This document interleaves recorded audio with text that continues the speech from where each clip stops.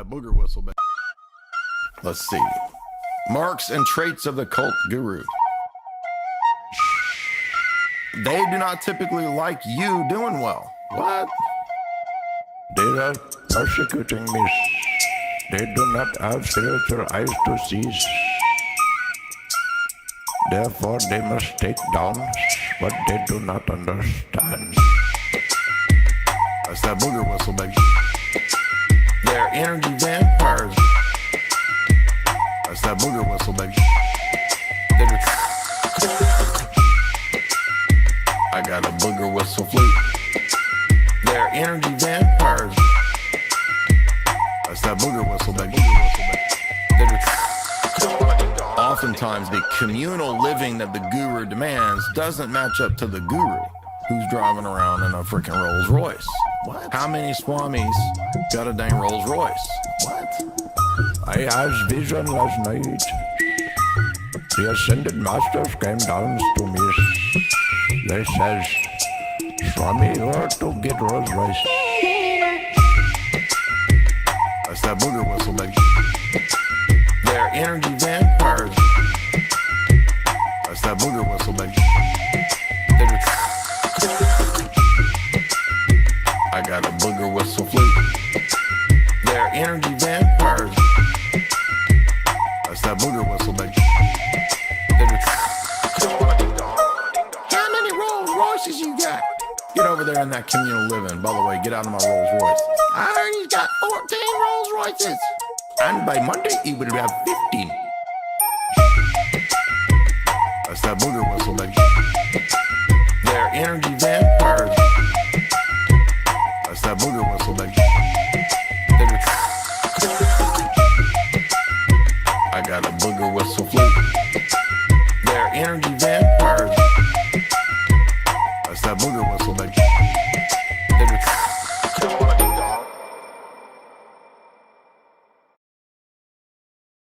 The engine is starting up.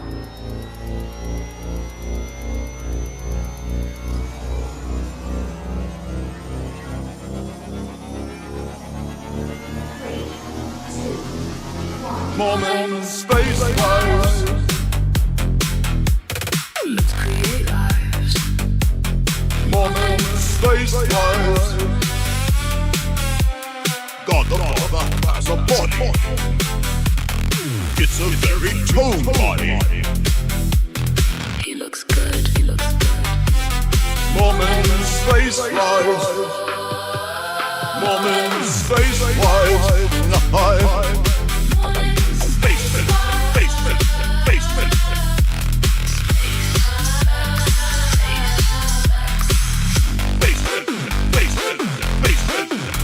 Magic underwear fitting tight.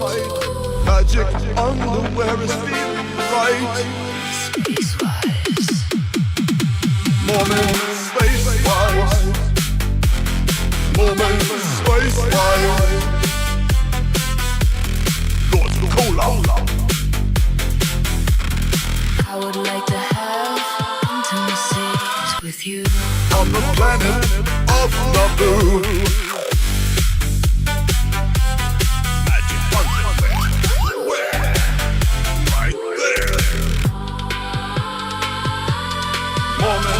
Space lives.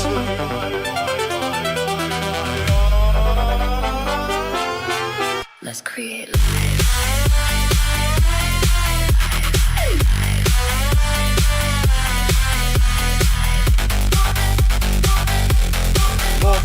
Space lives.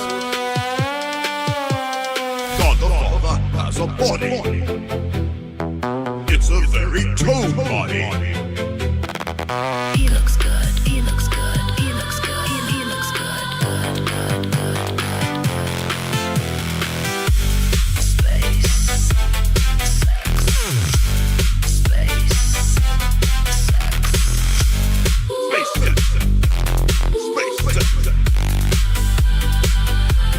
Moment, space lives. Moment, space lives. Space error.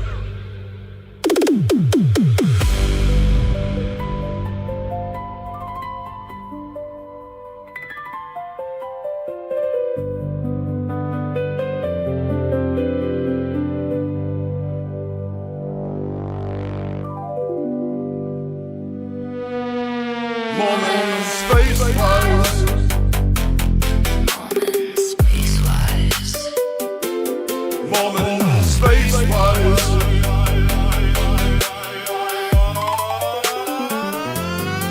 Let's create.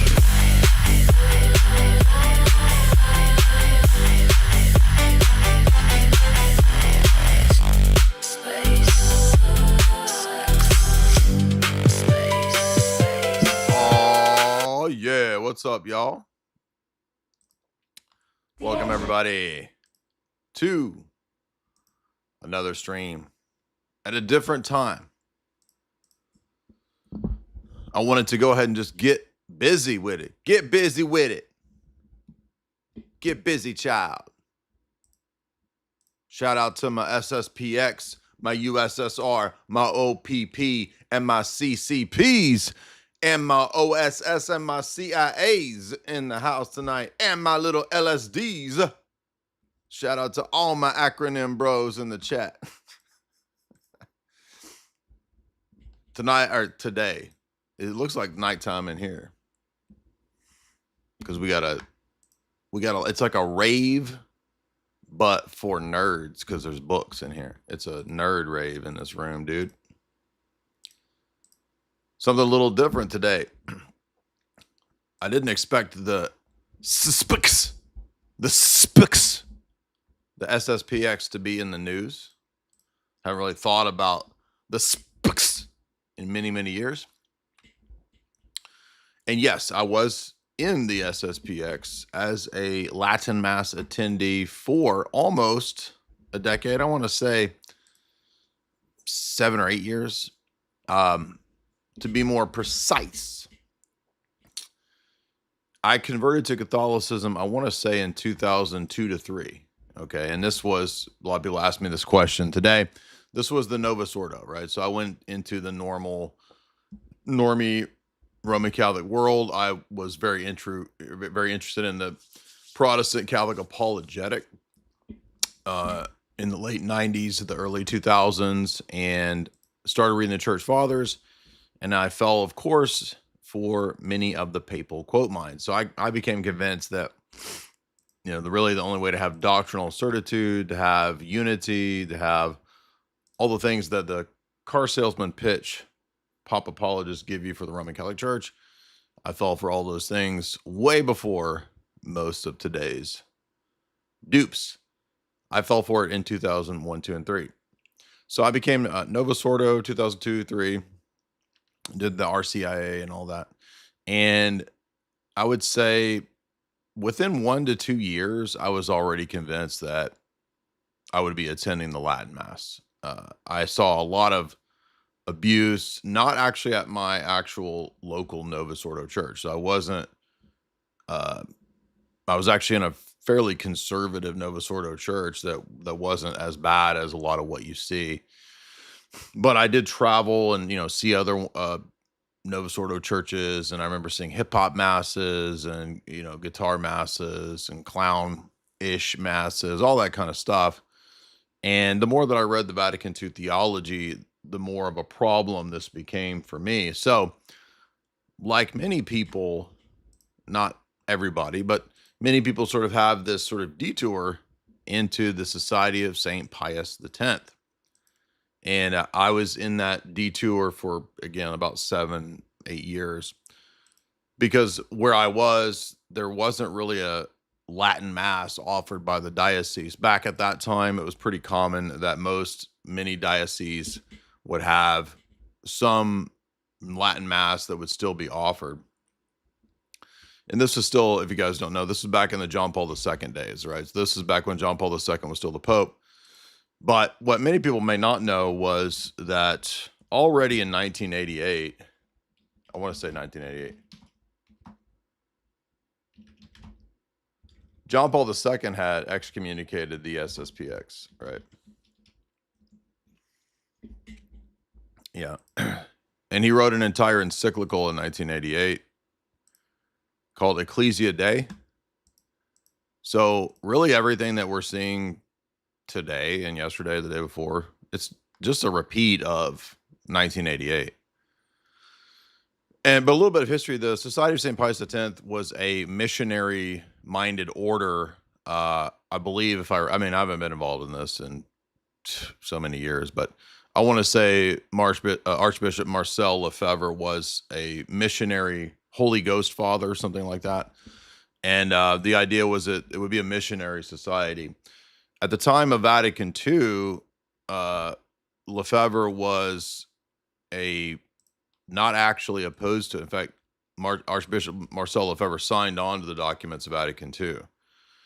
After Vatican II, he began to have more and more reservations and problems with Vatican II. And so I've read several of Lefebvre's books. I couldn't find the main one where there's a famous book where he almost goes sedevacantist.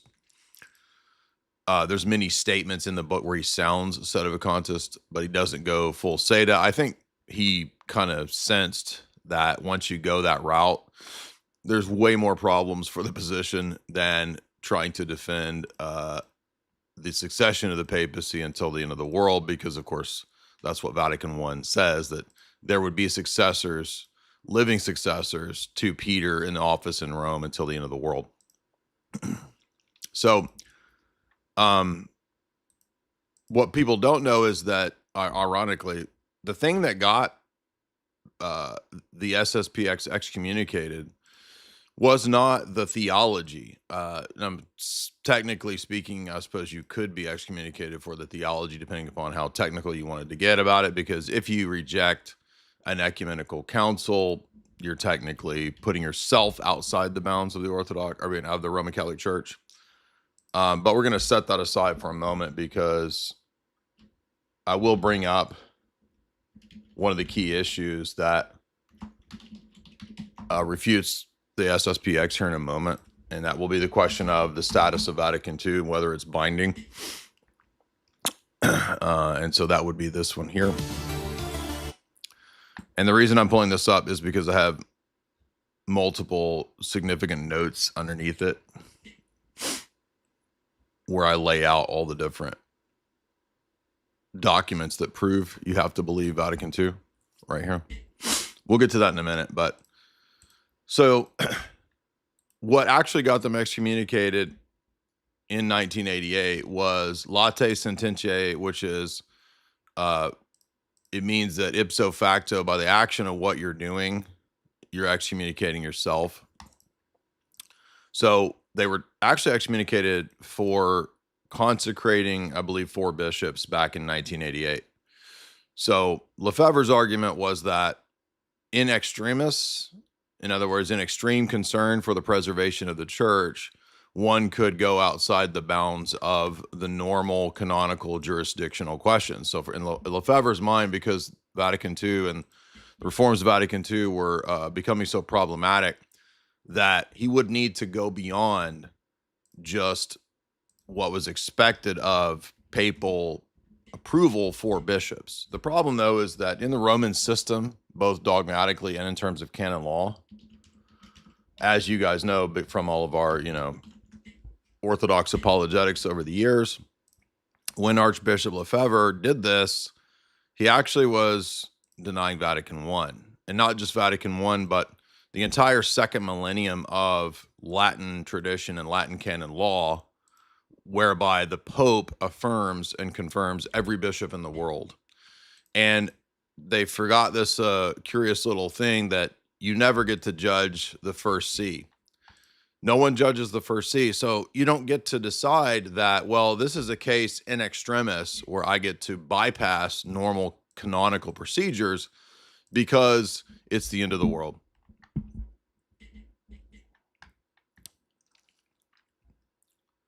I'm not going to say which podcast I went on. I told you guys already, I got the wrong Monday. It drops Monday the 13th. By the way, you guys we can transition when this show ends right into Lord Voldemort. So I would say head on over to X, because I will be hosting the 4th hour of Lord Voldemort right after this today. So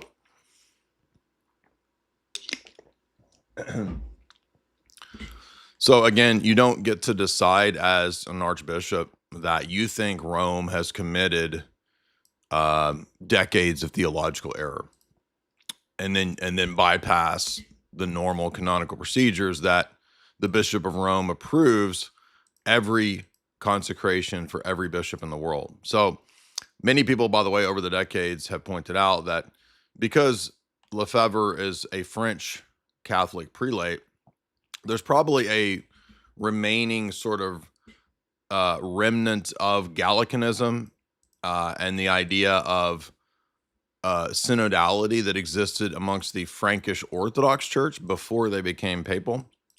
So the idea of, and I know Gallicanism is like Erastianism or whatever. I'm not arguing for that, but I'm arguing for this idea that amongst the SSPX, there's been a tradition, an idea that there's got to be limitations on the papacy.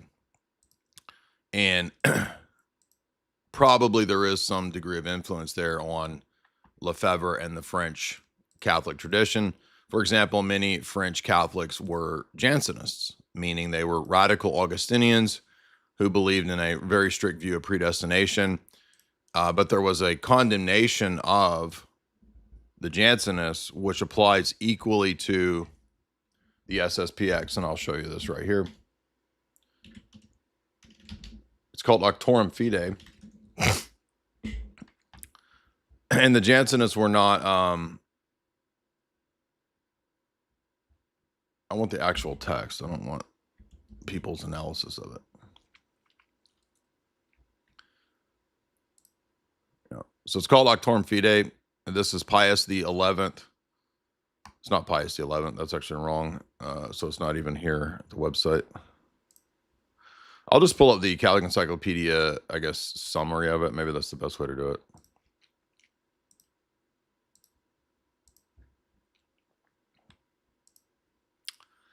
It's Pius VI, and this is the papal bull that condemns the Jansenists. And there's actually many Jansenist errors, and there's not just one.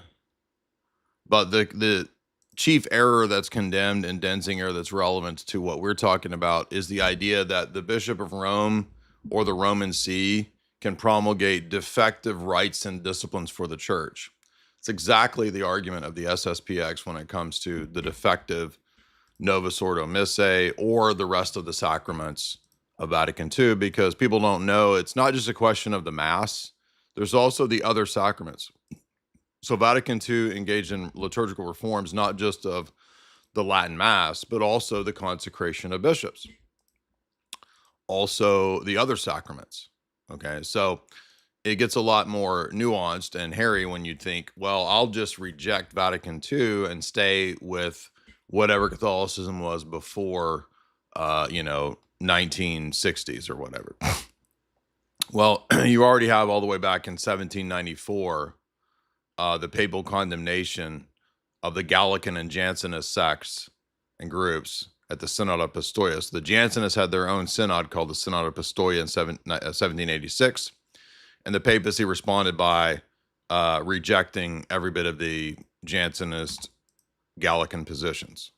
So with the SSPX, we have many have argued, and I think it's probably the case, kind of a holdover of this older Frankish sort of French mindset.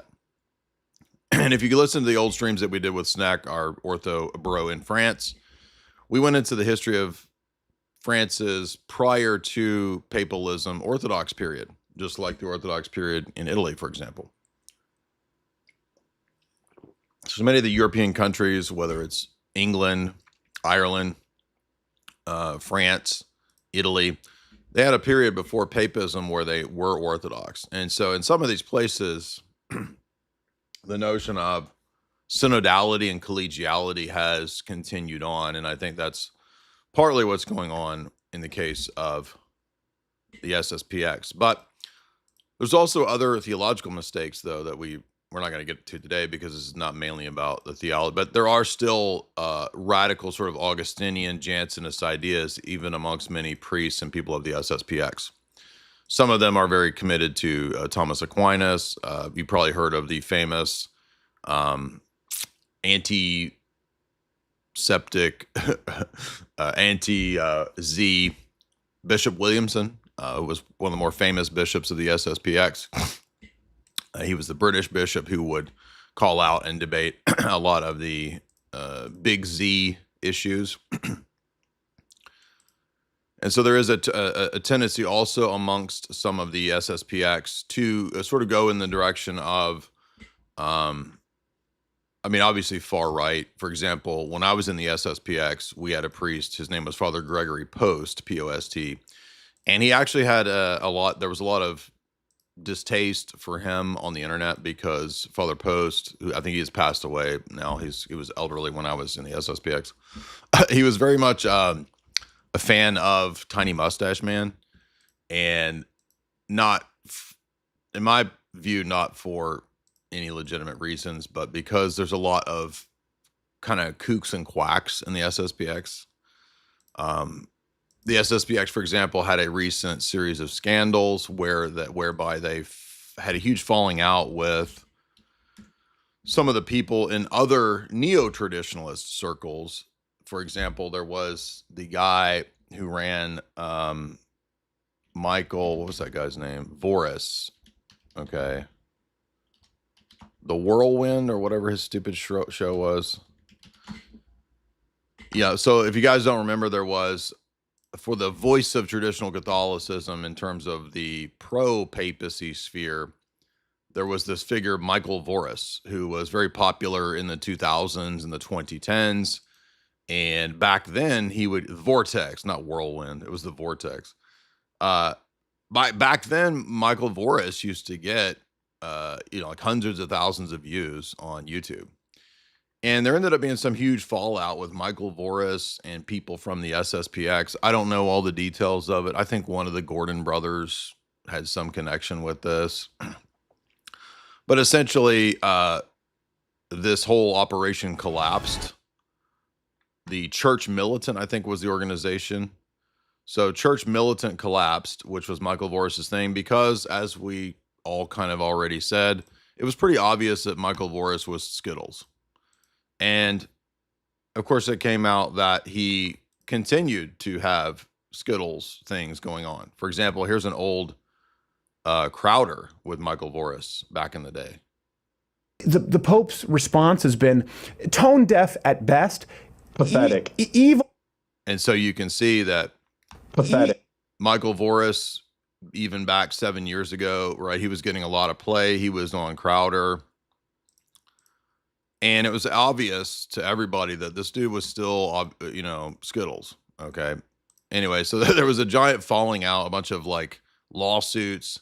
And then separately from Voris and all of this, there were SSPX scandals and lawsuits and gay stuff. In the late 2010s, and I'm only pointing this out because some of this points to the cultic side of it. It's not even really worth going into all of the exact details of it, but the point I'm trying to make here is that even amongst the trad cats, there's a bunch of gay dudes. It's a lot of gay shit still. So just because they're trad, don't fall for the idea. For example, one of the famous, this is one of them, Father Arnaud Rostand, a very prominent SSPX priest from 2008 to 2014 district superior, admitted to decades of underage stuff. In the 2020, there was a Kansas Bureau of Investigation into SSPX abuse, Skittles, butt stuff. So this led eventually to an entire organization where people set up a thing for survivors of the SSPX. There's also a side chain, which it gets into the history of the SSPX, also having connections to high-level corporate figures, very prominent sort of financiers in the world of France. That's kind of a shady, sort of unclear thing. I'm sure that there are espionage, intelligence connections involved with the SSPX, but that's a little bit murkier and it's kind of hard to figure out. I do recall reading, though, that some of the chief members of the SSPX in terms of lay influence. They were like these high-level CEO corporate figures, which, I mean, yeah, technically it's not necessarily bad to have money, but and be involved at a lay level with this sort of a thing. But it does make one wonder why are the people running the SSPX seemingly kind of like weird French corporate dudes? And a lot of this domain overlaps with, as we said, kind of covert tiny mustache man support amongst French far right. And the French far right is its own whole bag of weirdness and scandals. And some of you might be thinking, whoa, beige, dude. The problem is that although it may sound beige in terms of ideology, just like America's sort of, quote, far right, when you get into the Odinists and the people who LARP as tiny mustache man devotees, it turns into an alternate weird butt touching stuff. It just always does. I don't know why. I don't know why the so-called far right, whatever that even means, why they always end up being involved in some kind of weird butt stuff. So, no, you're not going to find, I can tell you from experience. Now, I never had my butt touched. Father Gregory Post didn't ever touch my butt. But he did like to bring out his Tiny Mustache Man World War II memorabilia collection, which he thought was almost a sort of semi-sacramental thing for him. He was a weirdo, man. He was an odd weirdo. But to get back to the SSPX, so my experience was beginning to go to the Latin Mass in, I would say, 2003. And I met several SSPX people over the years and priests. Not a whole lot. I would say maybe 4 or 5 priests. There was going to be a time where I was going to meet, I think, Bishop Fillet, who's one of the more prominent old school SSPX bishops, but for whatever reason that ended up never happening. He didn't end up coming to the parish. Man, the allergies are terrible today. They cut the grass and there's grass allergies everywhere in the air. It's really bad.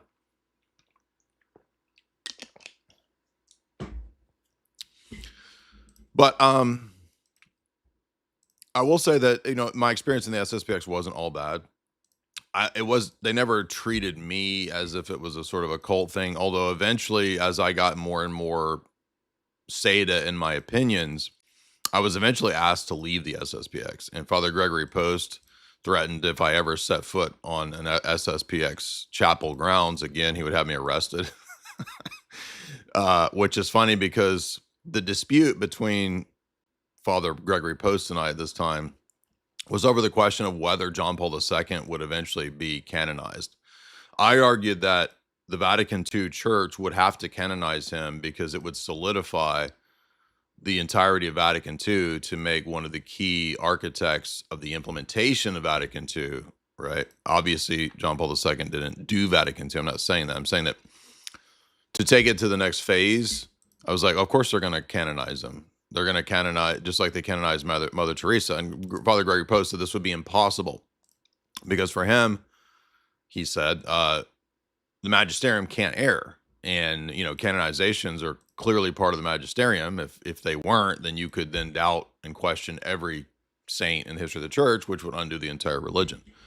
So clearly canonizations have to be part of the magisterium, he argued. But that would also mean that Vatican II is part of the magisterium. So this is a double-edged sword for the SSPX schismatic position. I was right. They did absolutely canonize John Paul II. Father Gregory Post was 100% wrong.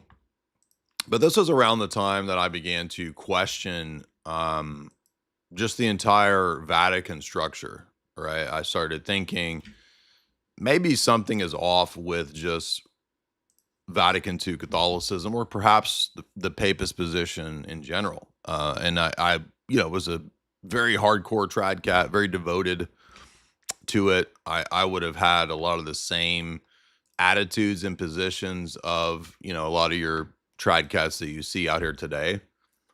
I used to read everything from Sedevacantists stuff to, Michael Matt and the Remnant and Michael Davies. I read the whole sort of spectrum of it. And just to show you that this isn't bull crap, I thought it'd be funny to go through a few of my old sort of SSPX era materials.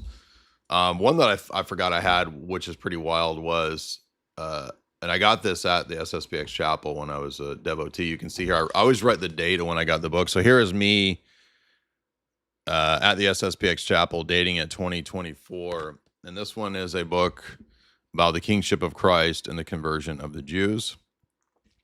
And one of the things that the SSPX introduced me to was pretty significant critiques of Americanism.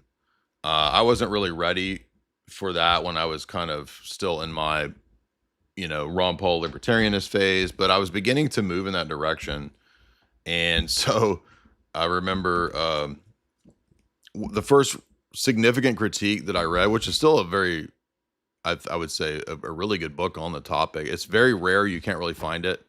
There's this oddball woman named Solange Hertz, and I believe she was SSPX. But her, you could find her books at the SSPX, but she wrote a book called Star Spangled Heresy. And this was one of the first books that really kind of made me question the whole idea of Republican democracy. Let's see when I got this one. So I bought this and read this in 2005. So there you can see I would sign my books when I got the book. So this one was 2005.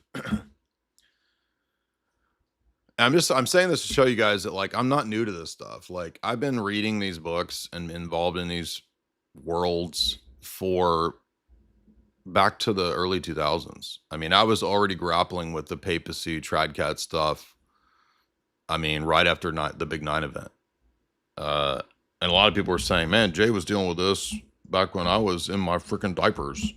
Yeah, so maybe I know a little bit about this. Maybe you shouldn't just assume that because I'm confident and speak in a masculine way that he's mean. He's mean. I don't have to listen to because he's mean.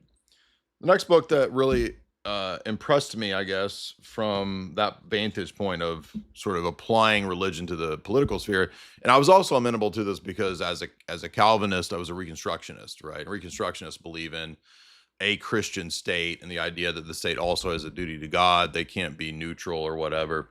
The SSPX would put out a book by Father Stephen DeLallo.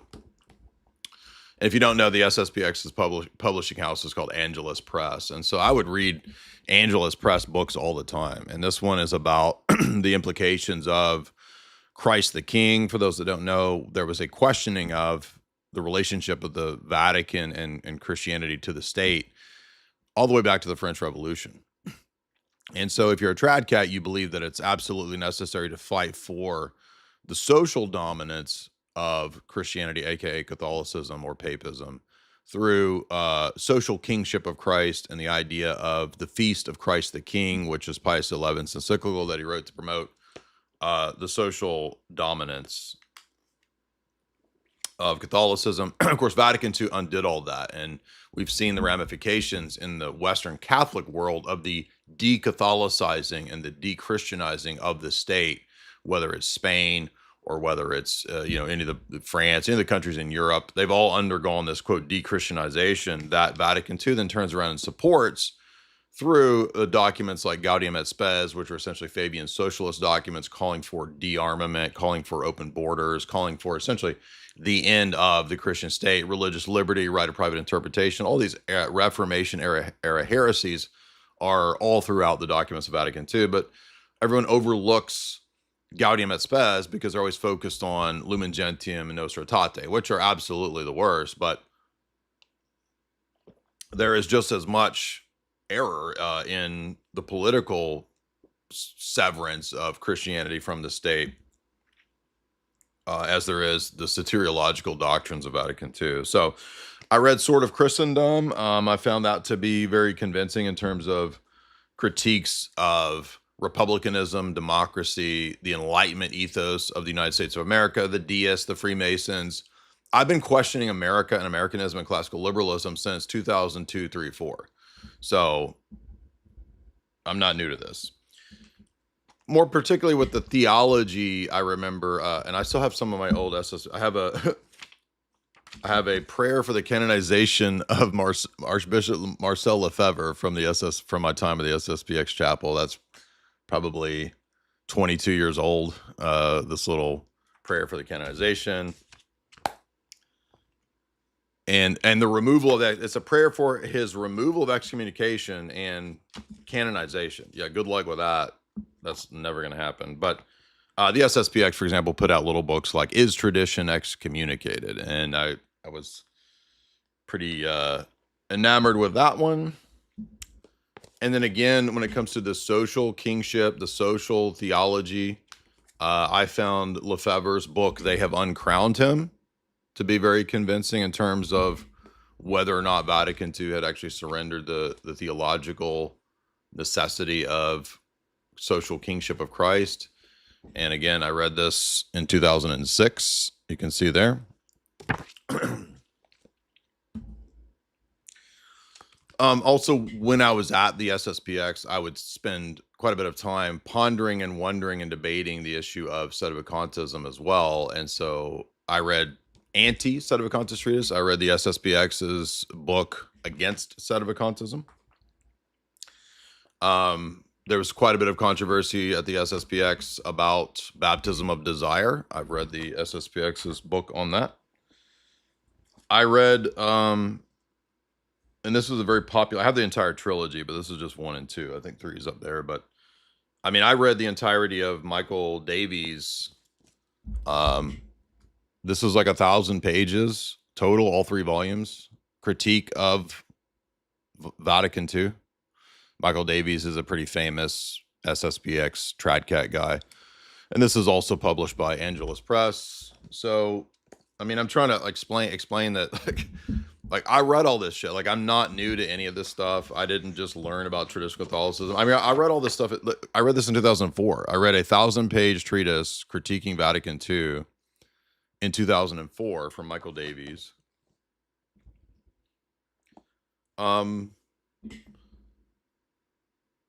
Back at the time of this isn't SSPX, but it's SSPX adjacent. There was a good critique that was going around for many years called "The Great Facade." Thomas Woods and Christopher Ferrara's critique of Vatican II. This is a big fat beast of a book as well. But it's not just, as I said, the question of the Novus Ordo. The Vatican II reforms also changed the rite of ordination of bishops. And so there's an entire book by Michael Davies critiquing the ordination of bishops. So I'm just showing you my pedigree. I'm a legit old school Tradcat, dude. Like, I've been in this world. In my Catechism of Trent, this is the only catechism I would use. We didn't use the new catechism in the traditional Catholic world. We only use Catechism of Trent. So, as you can see, and by the way, that's not all. I've got other stacks of Sedevacantist Tradcat books. Like, I lived and breathed this world throughout my 20s. So I'm not new to this. I've read Denzinger in toto. You understand, most people in the SSPX, they haven't even read Denzinger. Most people in the SSPX don't know the stuff that we're talking about. They don't read all these books. Most SSPX people are just people wanting the Latin Mass. They just want to go to a reverent liturgical service. They're not people all into theology and this kind of stuff. So the chief argument with the SSPX ends up being, well, are they able to justify this halfway house position? Can you actually be a Roman Catholic and reject, first and foremost, Vatican II and countless other examples of magisterial teaching? So let's go to, and I put this into a giant tweet on purpose many years ago, which makes it easier to kind of reshare over and over.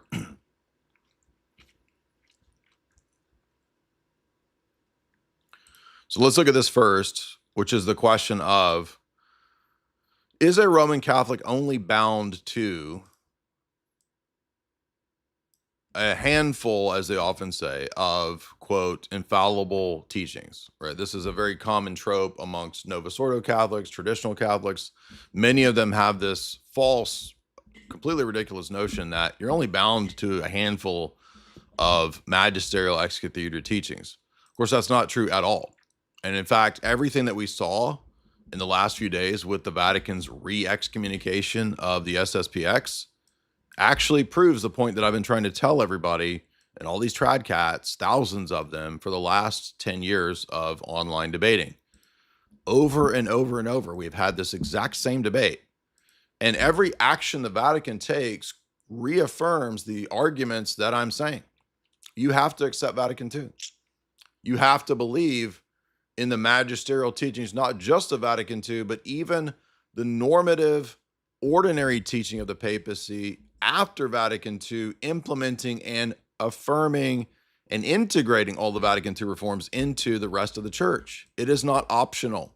The fact that it is called a pastoral council at times by Paul VI has absolutely nothing to do with whether it's binding and authoritative.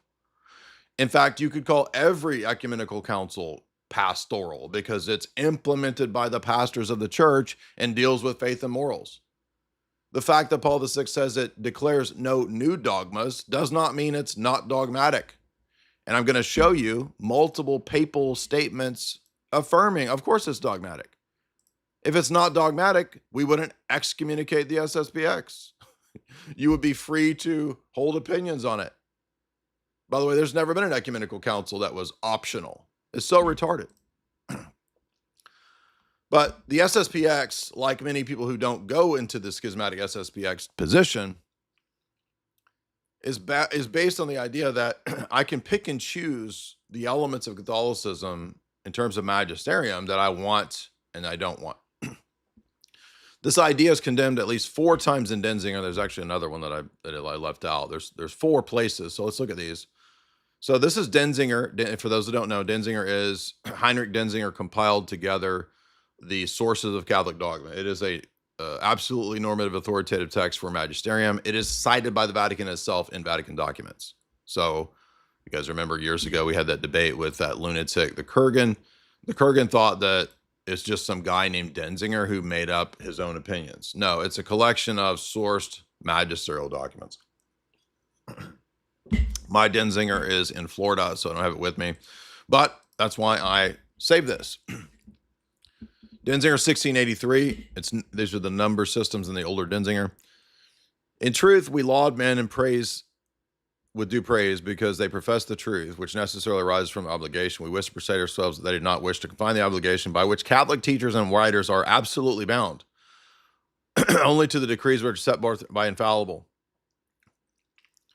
Also, we do not wish to declare that the perfect adhesion to real truths, blah, blah, blah, blah, blah. For even if it were a matter concerning subjection, which is manifest in an act of divine faith, nevertheless, it would not be limited to the matters defined by the express decrees of the ecumenical councils or the Roman Pontiffs of this see. So you notice there, they tell you very clearly that you are not bound only by those decrees, but is extended to the matters of the ordinary teaching power of the church. So Denzinger right here in 1683, if you're a trad cat, tells you that it is false to think that you're only bound by the ex cathedra or infallible ecumenical council papal teachings. You are also bound by the ordinary teaching, whether extraordinary or non-extraordinary ordinary teaching. And we'll look at what canon law says in just a second about the difference between the universal ordinary and the ordinary. Denzinger 1698 says, this is talking about people who are have an errant position, a false theological position. Nor do they blush to profess openly, publicly, the axiom and principle of heretics, from which many perverse opinions and errors arise. For they say that the ecclesiastical power is not actually by divine right, and it is not distinct from the civil power. And it goes on to say that we cannot pass over in silence those who do not endure sound doctrine. One cannot withhold assent and obedience to the judgments and decrees of the apostolic see. You see that? So it's not just the ex cathedra, it's the judgments, which means disciplinary matters, judgments, and the decrees of the Roman See, the Apostolic See, whose object is declared to relate to the general good. So anything relating to the general good, get this, it's rights and discipline, right? There is no one who does not see that if you restricted your obedience, this is what is going on to say here, how absurd this would be.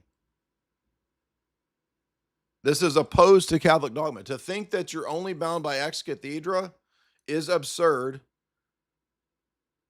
and it is opposed to basic Catholic dogma. Denzinger 1698. So it's stating the errors of the modernists, and it's saying that if you believe that, you're opposed to Catholic dogma. You see that? To say that I'm only bound by ex cathedra dogmas and I don't have to listen to the judicial disciplinary decisions of the Roman See is absurd and opposed to Catholic dogma. Denzinger 1698. What is the position of the SSPX? I don't have to listen to the papal excommunications of Lefebvre in 1988 and the 4 bishops that he consecrated, nor do I have to listen to the canonical excommunication judgments of yesterday's excommunication or whatever, 2 days ago. That very position is a modernist position condemned right here. And that's the second one that we've seen. So that's 2 in Denzinger condemning. Now, do you guys know why that position was condemned? Precisely because back at the late 1800s and early 1900s, the modernists of that time were already saying these same things. Yeah, I'll follow Catholic dogma, but I don't have to, for example, listen if a Roman Catholic priest gets excommunicated for heresy. I can still read and promote his books. And I can believe that that was a wrong excommunication. And Rome is saying, no, if we excommunicate a liberal, you can't reject it. You have to believe it. Well, guess what? The SSPX is doing the exact same thing as the modernists. They're saying, I don't have to listen to Rome's excommunication because I've decided that Rome has erred here. Well, did you forget that no one judges the first see? And that's not just in dogmatic matters, it's also disciplinary matters. And what do we see in Auctorum Fidei? Auctorum Fidei says, you can't say that the Roman See provides defective rites and sacraments to the church. It would undo the whole religion. If Vatican II's rites are defective and the papacy has implemented those for decades, it undoes the religion because, well, maybe Trent's rites were defective. It's the same principle behind why you can't question canonization of saints. If I can question the canonization of John Paul II or Mother Teresa, maybe Pius X wasn't a saint. Maybe Augustine isn't a saint in the Roman Catholic Church. Maybe Athanasius isn't a saint. So obviously it undoes the entire religion when you open the Pandora's box of saying, no, I'm only bound by a handful of things that I've decided, by the way, what they are, right? Because there is no infallible list of Roman Catholic dogmas. That's why every different Roman Catholic gives you a different list of what the dogmas are, showing they're in no better position than anyone else, Orthodox or Protestant. As I said here years ago, I wrote this, 4 or 5 years ago. The SSPX and traditionalist positions hinge on only being bound by Roman Catholic dogmas and not the ordinary teaching of Pope Francis and all of his craziness. But the very position that the trads hold is condemned in Denzinger when Denzinger condemned the modernists for having the same argument. I'm only bound by a handful of things, therefore I'm free to reject the excommunication of Teilhard de Chardin. I'm free to reject the, I've got another Roman Catholic lib guy from the turn of the century. He wrote a book called Medievalism. And the papacy put that book on the banned books list, and they might have excommunicated him. I forget the guy's name. But it's the very argument that the modernists argue. Yeah, I don't have to believe that. I can, Rome has erred in their judicial decisions and in their sacramental liturgical teachings. Yeah, you can't say that, dummy. It undoes the whole religion, obviously. Denzinger 1722. The obligation by which Catholic teachers and writers are bound is restricted only to infallible judgments of the church to be believed by dogma. By the way, if you're stupid and you don't have reading comprehension, look, that proves my position. That means I don't got to. This is a condemned proposition, dummy. This is a list of the condemned propositions. So the proposition that you hear all these trad cats say all the time, and even the Novus Ordo Normie Catholics, I'm only bound by the dogmas, the explicit few dogmas. No, that's a condemned proposition, dummy, in 1722 in your books.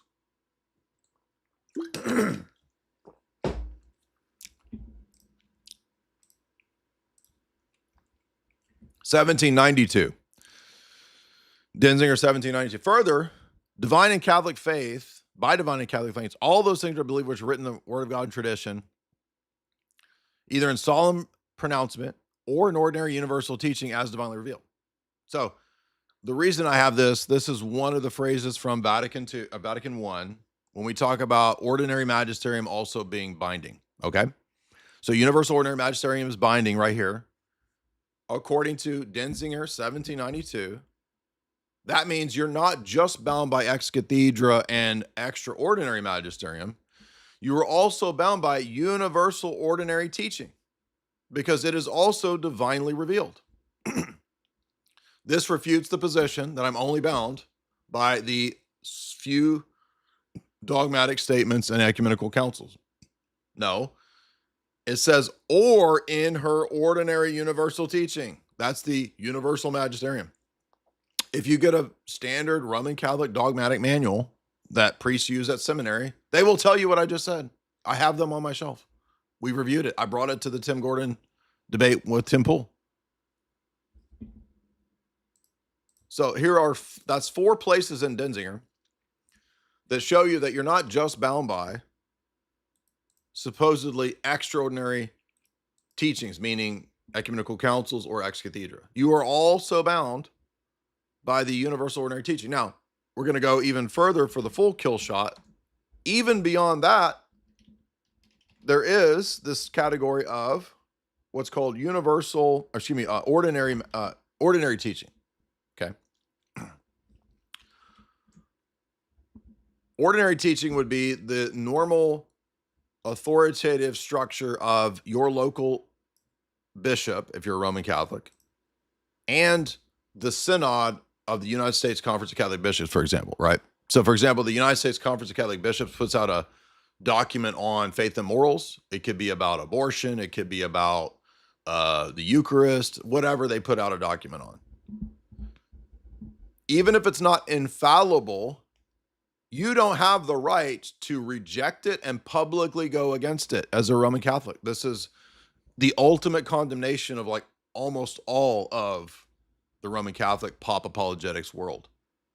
In Canon 752 of their canon law, it says, although not an assent of faith, religious submission of intellect and will must be given to a doctrine of the Supreme Pontiff or the College of Bishops on faith and morals when they exercise magisterium, even if it's not declared ex cathedra, even if it's not definitive or dogmatic. Therefore, you must not, you must take care to avoid the things that do not agree with that. That means that if your bishop or if your local synod of Roman Catholic bishops or your United States Conference of Catholic Bishops says something that you disagree with, when they're teaching about faith and morals, even if it's not magisterial, you're still bound by it with submission. You might not have to agree with that theologically, but you cannot publicly oppose it and say that it's wrong. You can say, well, my personal private beliefs, I have my views, but I will submit to the teaching of the bishop in the church. Obviously, this is so obvious that in the Roman Catholic system, especially via the structure of Vatican I, you cannot defy the papal Roman teachings on anything in faith and morals. Now, if Ratzinger writes a book and it's his personal private theological book, and you say, I disagree with this, you could do that because that's his private theological opinions. But if he's writing in the office of the Bishop of Rome and he's writing documents for the church, even if they're not stated that they're for the entire church, universally binding from the chair of Rome on faith and morals, even if he's just preaching homilies, you're still bound by an ordinary normative authority to submit whether you agree with it or not, meaning you can't publicly teach against it. This is the kill shot for the SSPX, obviously, and also for all of the neo-trads who prop up Pope Leo as their authority, but who they constantly make videos and books against every day.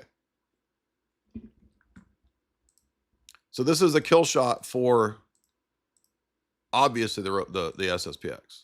Okay. Canon 752. Now, that's not all there is to this story. Well, wait a minute. What about Vatican II itself, though? What about Vatican II itself? Because maybe there's some loophole. Maybe there's some way to get around it. By the way, guys, if you want to support the stream, you can do so through Super Chats. Super Chats are done here through Streamlabs. We got almost 2,000 here. We've got 2,000 people interested in this boring SSPX stuff. But I guess when it's all in the news, people find it fascinating. So if you want to support the stream, there is the link right there through Streamlabs. You can also support natively through YouTube. I'll be answering your Super Chat questions here in a bit. As we said, as this stream comes to an end, we'll transition over to X, and you can watch me hosting the 4th hour of Lord Voldemort. So the first thing we want to talk about, and I did a video on this back in 2020. We did a 1 hour talk. Is Vatican II infallible? Are we bound by Vatican II? Or is it optional because, quote, it's pastoral and, quote, there's no new dogmas? Well, you just saw Canon 752 that even if I granted, which I don't grant, even if we granted that Vatican II wasn't dogmatic and infallible, it's normative, ordinary teaching for the entire church. So does Canon 752 sound like you have the option as a Roman Catholic to publicly reject and disagree with Vatican II? No, it does not. Not at all. That is not the Catholic attitude. That's not Catholic moral theology. It's not Catholic piety. It's the very opposite of Canon 752. And as we saw, it's condemned at least 4 places in Denzinger. But that's not the only place. In fact, in Vatican II, right after there was a liturgical celebration in 2017 for the new Mass, okay? And Pope Francis went and did a discussion on liturgical week or whatever, liturgical week in Italy in 2017. Well, guess what? Francis actually told us. He gave us a very simple, easy explanation about Vatican II and the new Mass. It seems like it would be really helpful, right? If people have a question amongst the Roman Catholic world, hey, am I bound by Vatican II, Francis, in Rome? Am I bound by it? Did you know that they have many times over said, yes, you're bound by it and it's magisterium? And then the trad cats and people, I don't know. We don't know if it's bad. What's the status of it? We need clarifications of the clarifications of the clarification. I mean, Tim Gordon, for example, was saying, we need a clarification of Vatican II on blah, blah, blah. Tim, wouldn't the clarifications be fallible? So by your own criteria, to have fallible clarifications of the magisterial documents defeats the purpose of having magisterial documents, which are supposed to be the clarification. Will we need a clarification of the clarification? And will the clarification of the clarification also be fallible? You see how silly this whole system is? It's a ridiculous system, honestly, when you actually get to the root of it. But what did Francis say? Oh, well, it turns out Vatican II, after this magisterium, we can affirm with certainty and with magisterial authority that Vatican II's Mass, Vatican II's liturgy is irreversible. I wish that we had a papal clarification on Vatican. Oh, we actually do, right there. Can you read? And you know what every Roman Catholic's going to say to this? I don't have to accept that. Oh, are you sure? Because Canon 752 says that when the papacy or the bishops are teaching on faith and morals, even if you don't think it's magisterial, even if the document isn't magisterial, if they're teaching on faith and morals, it's normative. And you submit with intellect and will, even if you disagree. So, yeah, it's magisterium. And you're not a Protestant with the liberty to pick and choose what you want to accept. No one judges the first see. That is the Roman Catholic system, especially the ethos of Vatican I. What does Francis say right there? Clear as day. Magisterium. Here, I'll give you the document. It's at the Vatican website. All you goobers who literally have no reading comprehension. You can't read. You can't figure out what these things are talking about. Oh, I don't know. It's magisterium. We don't know. Continuing on. John the 23rd. John the 23rd gave an opening speech at Vatican II when he opened the council. Oh, guess what? It's authoritative from the chair of Peter for the entire church on faith and morals.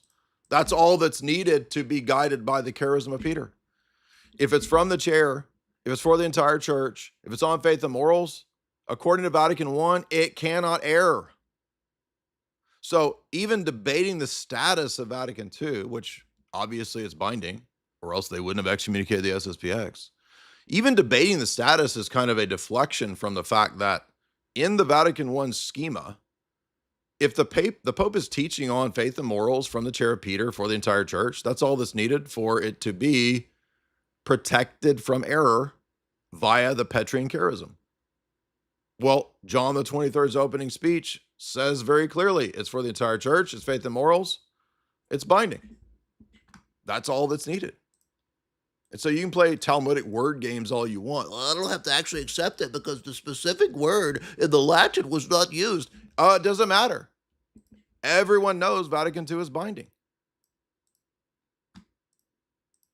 If it wasn't binding, then they wouldn't care if you went to the SSPX Mass.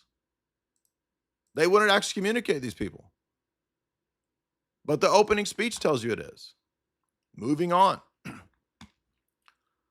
And you'll have to translate this one because it's not in English, but Paul VI, after Vatican II, gave a talk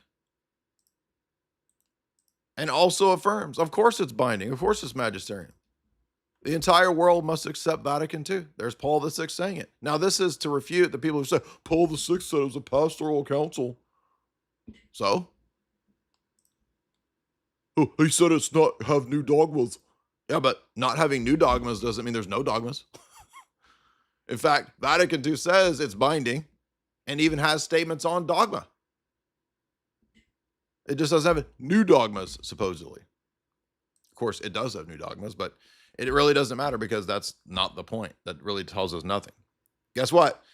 That's not all there is to it because I actually left out Pius XII's Casti Connubii. And a shout out to John Pontrello because he showed me this one many years later. This is Pius XII's encyclical on marriage and family.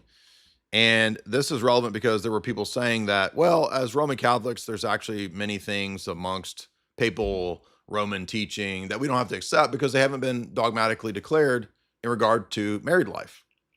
What do you think Pius XII is going to say about that? Notice the same arguments that the modernists are using is the same line of argumentation of the trads.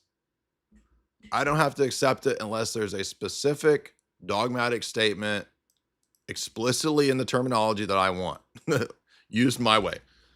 If it's not that, I can believe whatever I want and do what I want. I'm a Protestant. No. In fact, paragraph 104 of Casti Connubii, Pius XII says, right here, Pius XI, excuse me. Can Catholic teachers trust their own private judgment and autonomy of reasoning? If everyone bearing the name of Christian trusts in his own mental powers and that he will only agree with the things of the church that he thinks are dogmatic? No, he says that's a failure. He says, if you are only doing that and you're not guided by the totality of the Roman teaching in all things on faith and morals, not just the things that are ex cathedra, he says that is a condemned position. paragraph 104. And every one of these Roman Catholics, whether they're trad cats or whether they're the Pope, the ones that constantly critique the papacy even within the Roman structure, they're violating these principles that you don't get to decide when you think it's right to critique the papacy. You don't get to decide when you think it's binding or not. Rome tells you when it's binding, not you, not Marcel Lefebvre, not Archbishop Tuke the Kook, not the Sedevacantist bishops. They don't tell you. Not the trailer park monks in the middle of nowhere. They don't decide what's magisterium. Rome decides until the end of the world. That's the teaching of Vatican I. Now, beyond this, there's also another proof of this whole position being absurd. And shout out again to John Pontrello, because the entire position of the SSPX and the Sedevacantists ends up being condemned in the teaching of Pius XII in his, is this a allocution? Si de Legis.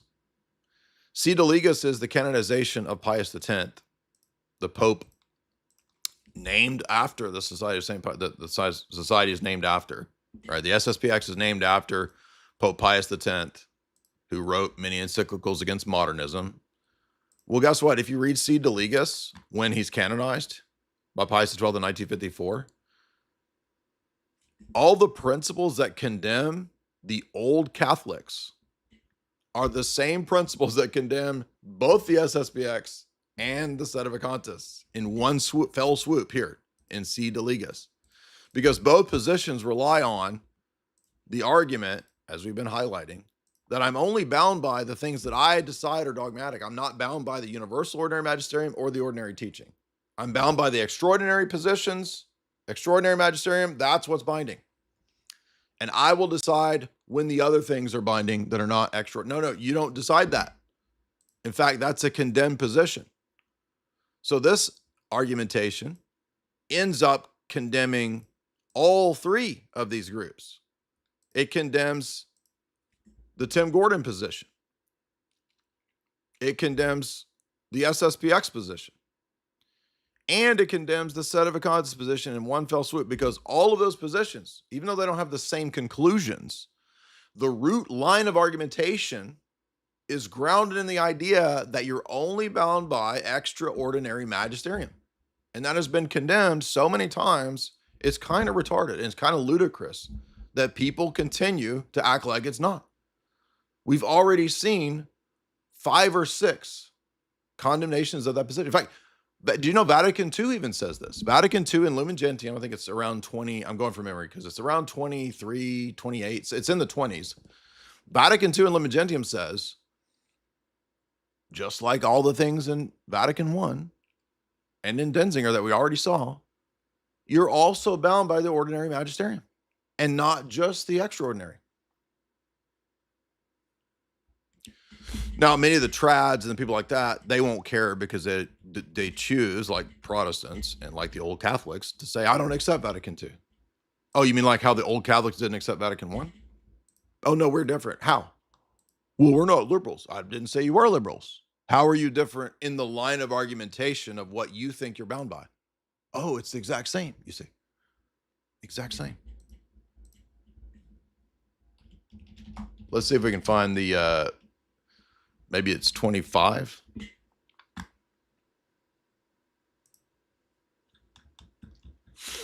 We're going to look for the,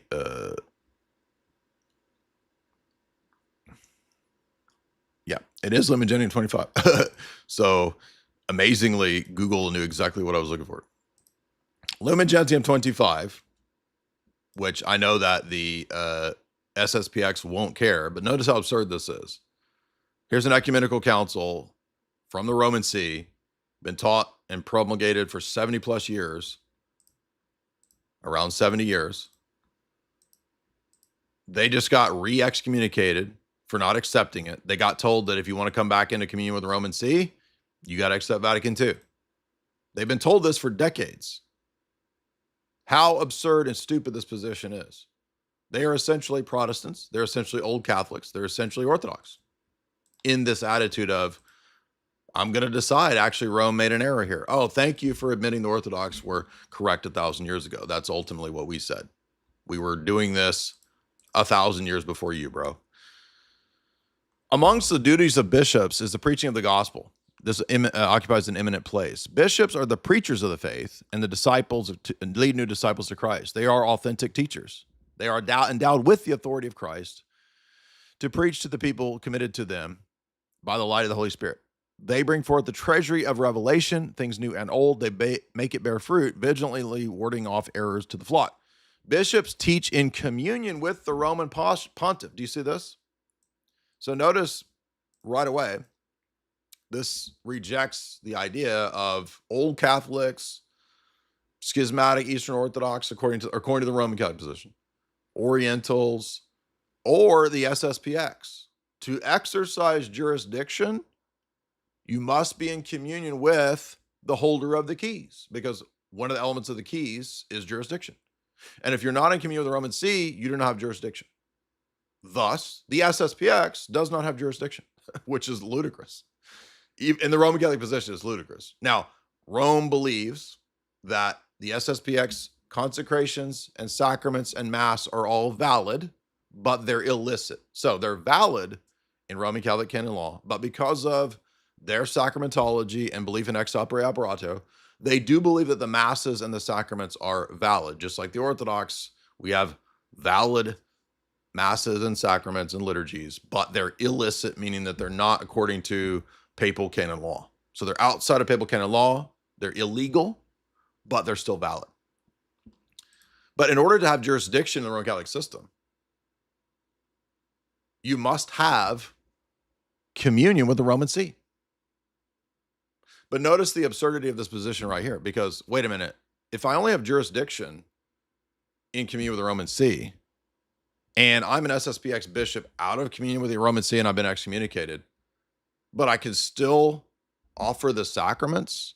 But wait a minute, having a bishopric means I operate with jurisdiction, I have the exercise of the celebration of the sacraments, and I preach the gospel. That is what it means to have the keys and preach and to have the operation of the keys in Roman Catholic. So I'm just pointing out another level of contradiction with the Roman Catholic sacramentology and system, right? Which is because it's not the Orthodox position. It doesn't make any sense to say, well, I have the sacrament and the grace, but not jurisdiction. That makes no sense. How can it be valid? How can you have half of the keys? It doesn't make any sense. Well, I have 30% of the operation of the keys. Well, but to have it, you got to be in communion with Rome. So it doesn't make sense. But notice here again, the position is condemned. In matters of faith and morals, the bishops speak in the name of Christ, and the public must adhere with religious assent, even to their bishops.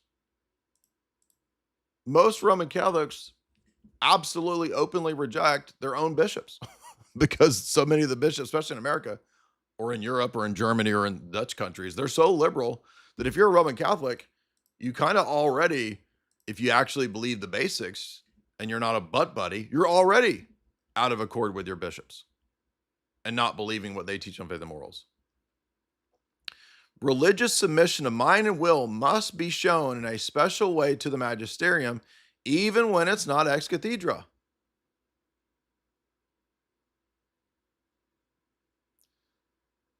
It must be shown in a way that his supreme magisterium is acknowledged with reverence and the judgments made by him are adhered to. His mind and his will must be accepted from the documents or from how he speaks about it. Although the bishops are not infallible, when they speak and teach on faith and morals, they must be adhered to, even if it's not dogmatic. Do you see this?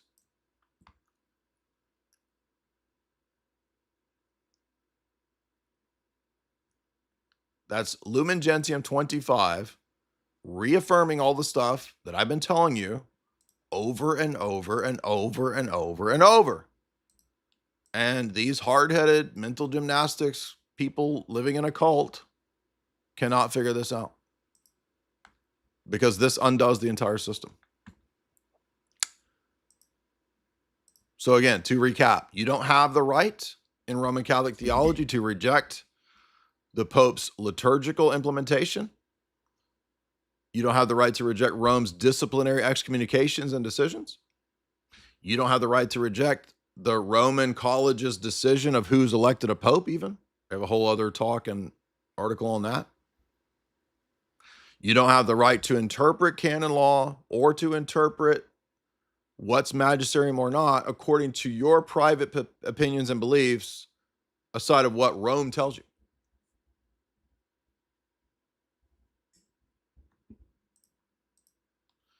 Any of the positions that you try to adopt where you go in that direction are condemned multiple times over and immediately turn into a form of Protestantism, according to Rome. So you can either, as a Roman Catholic, accept what Rome says, or you don't.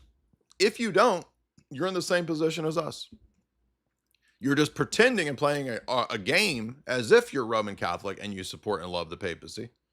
As the papacy excommunicates you and shuts down your traditional masses, and thus you are caught in a insane level of doublethink against yourself, where you are trying to live out a contradiction.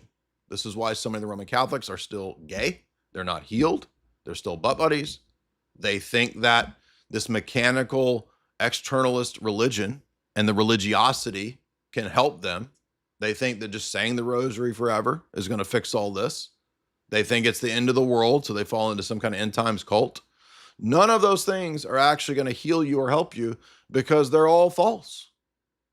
This is a system level defeater because obviously the SSPX and the Sedevacantists are correct when it comes to the apostasy, the religious indifferentism, the rejection of a Christian state, the contradictions of Vatican II, the religious demonic acceptance of pagans and Muslims as the same God, and you can pray and worship with them together. That is all obviously apostasy.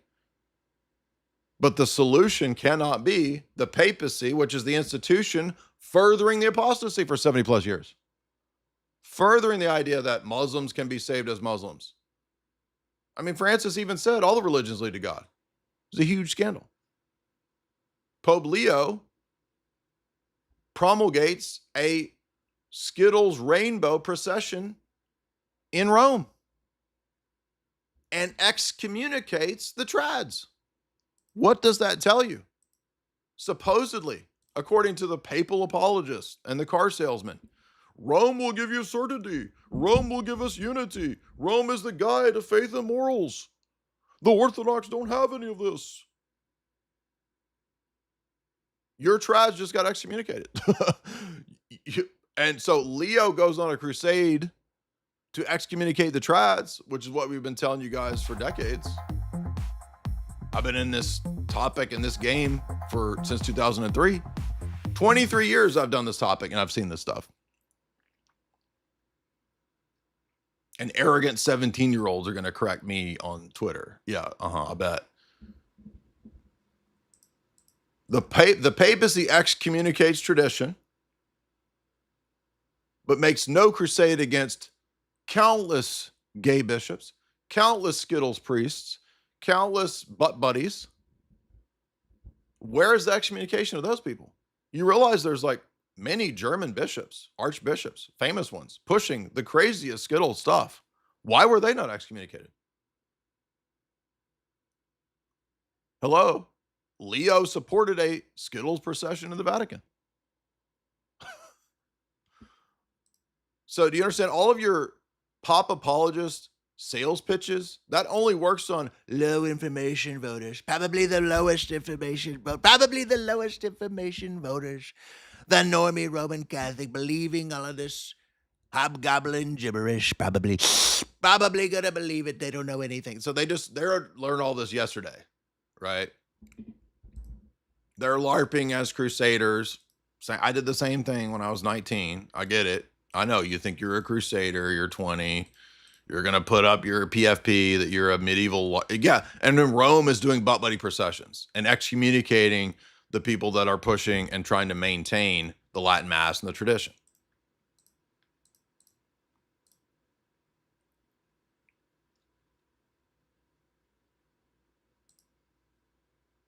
The reality is, the Orthodox Church said 1,000 years ago, Rome is evolving and creating novelties and going off in an errant direction. And if you don't know about the 11th century and Gregory and Dictatus Papae, that's the best place to start.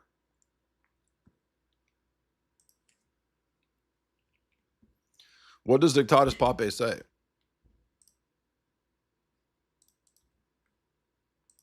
So in the Gregorian reforms, the very beginning of this idea that the Pope will, for example, decide all the bishops in the world. Do you think that existed in the first 1,000 years? Are you that ignorant? You don't know that for 1,000 years of Christianity? The Pope didn't decide all the bishops in the world, dude.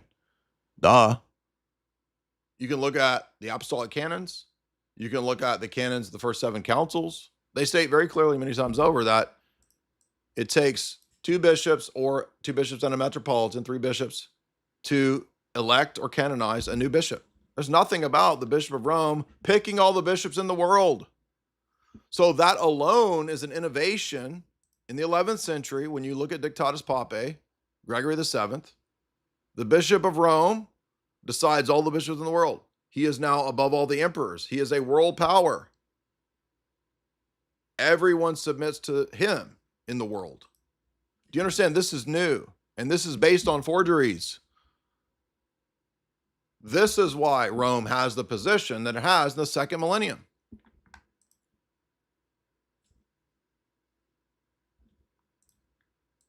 Do we need to ban somebody? Who's AI troll? You just ban the people that are, if they're spamming and saying stupid shit, just ban them, dude. So that is how we got to where we are. That's why there's so much just absolute nonsense in the Roman Catholic world.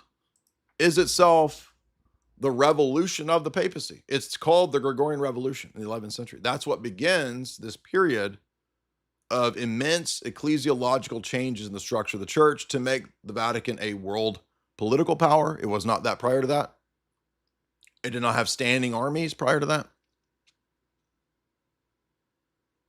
The Vatican is the first Reformation in the 11th century. And that Vatican Gregorian reform is what sets the stage for getting to where the papacy today is essentially a political, geopolitical tool of Western oligarchical power. That's why the Vatican pushes all of the stuff at Vatican II that fits into the Western geopolitical structure and what they wanted.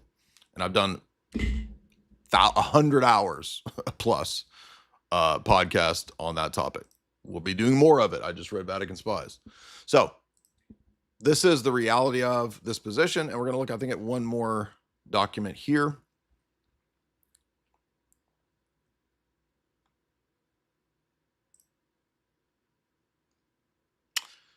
This is one more statement. And this is Denzinger. I think, did we do this one or did we not do this one?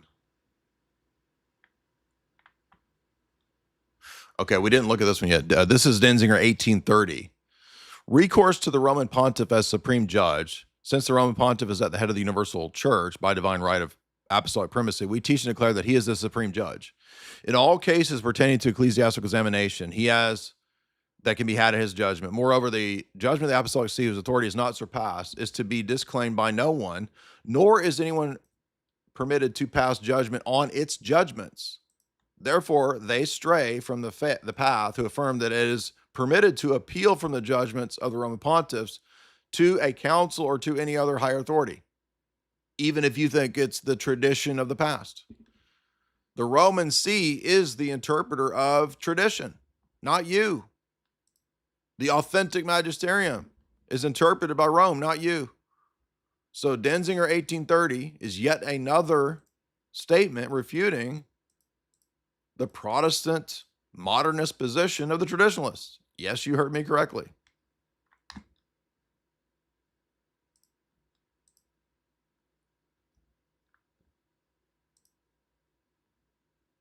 So if you want this older talk and the references underneath it, I'll put it in the chat right here for you guys. Was Vatican II infallible? Are you bound by it? Of course you are.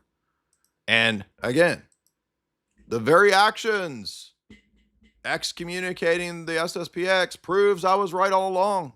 You goblins and liars who have said everything about me just absolutely insane levels, off the charts, awful stuff. Attacked me nonstop for a decade.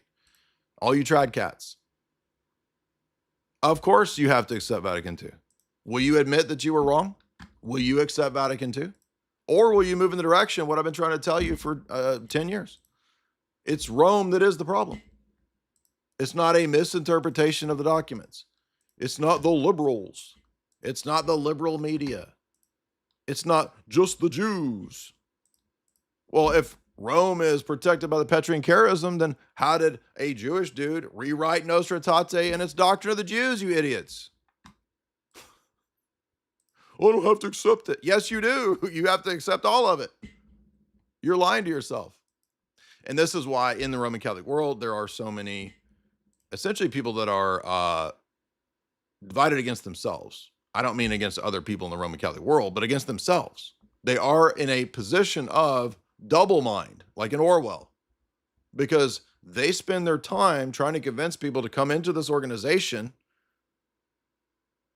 which hates the people bringing the people into the organization. Rome hates the traditionalists. That's what I finally learned as a SSPX person. And I realized, why am I being a retarded cock trying to get people to submit to an entity that hates me? This is insane. Why would Jesus expect me to enter an institution and bring my kids to an institution, I'm speaking in general here, that actually is a organized crime structure that hates me? It's insane. And that's why many of these people are also insane. They have mental problems. They become alcoholics. When I was in the trad cat world, I wouldn't say I was an alcoholic, but I would say that there was a possibility. But I knew a lot of alcohol. I knew people that just drank themselves to death in the Roman, because it's a miserable life. You cannot be happy, at peace, living with this contradiction on a daily basis. Submit to Rome, Prots. Submit to Rome, Orthodox. And then Rome hates you and excommunicates you. You submit to Rome, you hypocrite.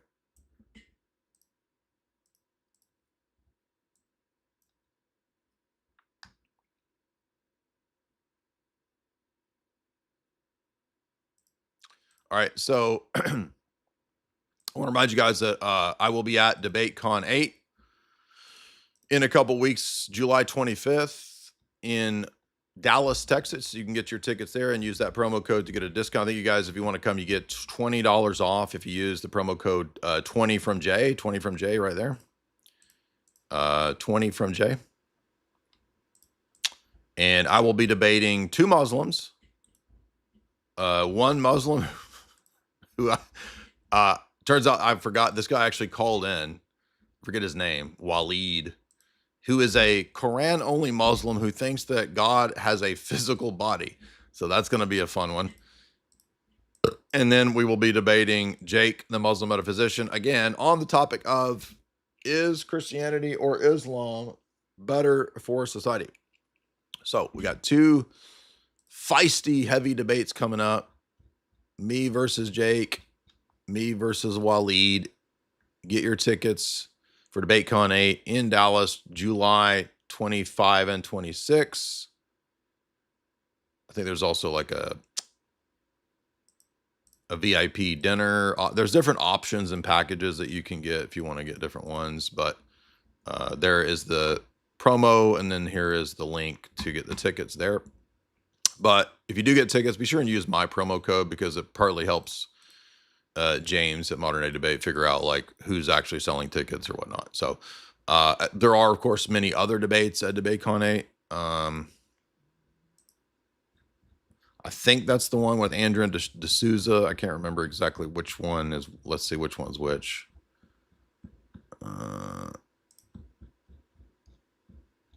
Okay, so here's. I was looking for. Let's see, that's me and Jake. Let's see. Let's see if there's DebateCon 8.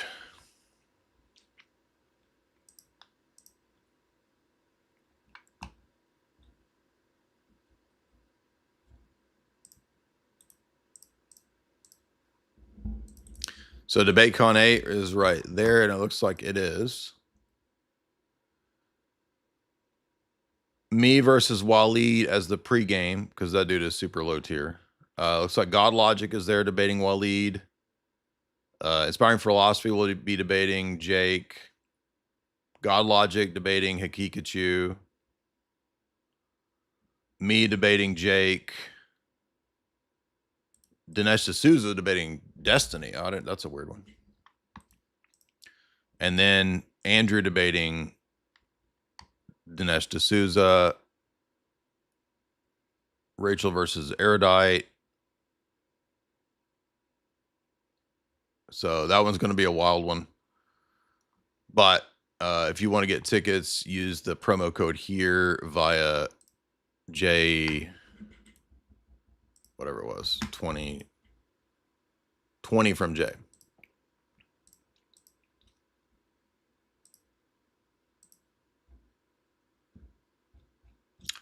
There's also going to be DebateCon 9 and 10.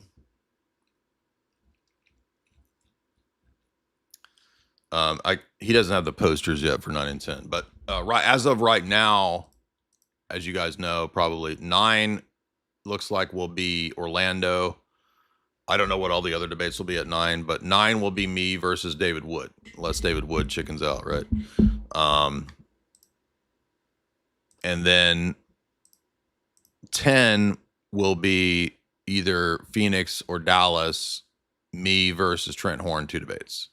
So we should be at DebateCon 8, 9, and 10 with some pretty hefty big name debates. The David Wood one's going to be huge. Trent Horn debates are going to be huge. So look for those in the coming months. Also, I will be speaking at Ludwell this year. So you guys know we did the Ludwell conference last year in Virginia. Father Turbo spoke. Jim Jatra spoke.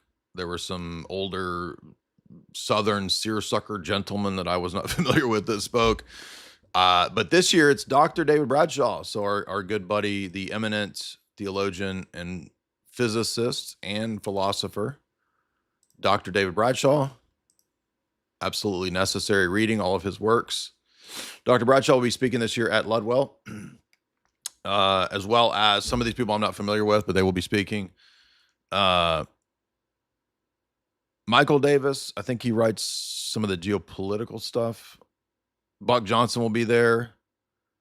I don't know who Abbot Mark Kerr is or Father Terrence Johnston. I'm not familiar with them. Dr. Daniel Canty. I've heard of him, but I'm not familiar with him. Michael Davis, Ben Dixon of Union of Orthodox Journalists, buddy of ours, will be there speaking as well. So that will be in Kentucky. So this one is a little bit different because Ludwell has in the past been in Virginia. This year this is much easier for me to get to. This is Rough River Dam State Park in Kentucky. And the town is called Falls of Rough, Kentucky. I've never even heard of this town. Falls of Rough. Rough Riders, mount up. So you can get your tickets to that at southernorthodox.org. Let me give you that.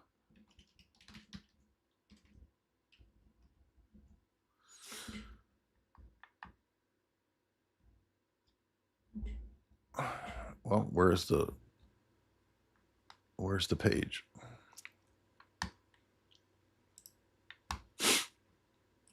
Yeah, here it is. I should have put this in the show description because we got so many events coming up, dude. There's more than this. There's like all these other events too. So there's more events than I can even keep up with, dude. There's also the Florida Keys event with John Heers and perhaps Pajot. I'm not sure. I can't remember if Pajot's going or not, but supposed to speak at that event as well in, I think, December. Yes, I will be hosting Lord Voldemort here in an hour. I want to talk next about the unfortunate revelations about Godlogic. So, and again, we're not surprised here, not trying to be mean, but I told you guys what was going on there. So many people just reacted, knee-jerk reaction. Oh, Jay is so mean. He's so bad. I told you. I told you there was problems with Godlogic. You all just want to bitch about how I'm mean. It's so annoying. It's so played out, dude. If you do want to get your tickets, though, to Ludwell, get them here. I'm sure this will be selling out pretty quick. The previous Ludwells all sold out. We had packed house at the last. It was about 200 people at the last Ludwell, so I don't even know how many there will be available at this one. But I'm sure it'll be packed out with Dr. Bradshaw, Ben Dixon, myself, and these other people. So get your Ludwell tickets. That is September 12th in Kentucky. And yes, if you're wondering, every live event, I bring books and do live book signing and book sales. That's one of the only reasons why it's, at least from a job perspective, beneficial to do live speaking events, because many live events don't even pay money. So typically if they don't, because then, and I'm not trying to be rude, but it's like a lot of people want you to do live events and they're, oh, but we don't have any money. It's like, well, I mean, if I'm going to travel and do all this, like, I mean, that's all on my own dime. So anyway, it usually helps out if I can sell books, because then it can kind of at least pay for the books usually pay for the trip, basically, so that works. So a lot of these live events, they don't even pay. So if you guys would like to come on out and support these events, then get the tickets and do so there. So there's that. And let's see what else is going on. I don't know if John Hears has tickets for the event in the Florida Keys, which I think is around, I want to say it's around the December or something. But if you're interested in going to the Florida Keys, this will probably be a little bit more expensive for many people. The Keys kind of expensive to get there. If you're a person of means, if you have money and you are interested in going to the Florida Keys event, you can reach out to John Hears. That's Father Hears' brother, John. That's his X profile. You can reach out to him. Just say, hey, I'm interested in going to the Florida Keys event. I don't remember the exact date. You can ask him sometime later this year. And you'll have to ask him if for sure if Pajot's coming. I don't remember exactly who all's coming to it. I know his name was mentioned. So there's that. Okay, now Godlogic, again, I don't hate Godlogic. I'm not mad at Godlogic. I'm not jealous of Godlogic. I'm doing fine. I don't need to attack Godlogic for views and clicks. I just wanted this is arguably, by the way, the biggest podcast in the world, right? It's hard to determine between the top two, or you got Rogan, you got Tucker. Okay, I went on the biggest podcast in the world. And we did over 2 hours, crazy talk. Okay. So whether you think it's Rogan or whether you think it's Tucker, they're both kind of tied for the biggest podcast in the world. For the actual full show, probably Rogan has more listeners for the show itself, for the whole show. But when you factor in Tucker and the clips, Tucker is around the same, but even some of those clips go more viral than the average sort of Rogan guest. So you guys can now debate whether you think I went on Tucker or whether you think I went on Rogan. Either way, it's pretty much the biggest podcast in the world right now in media. And I don't need Godlogic to get on the biggest podcast in the world, or to get that tier of conversation and have that.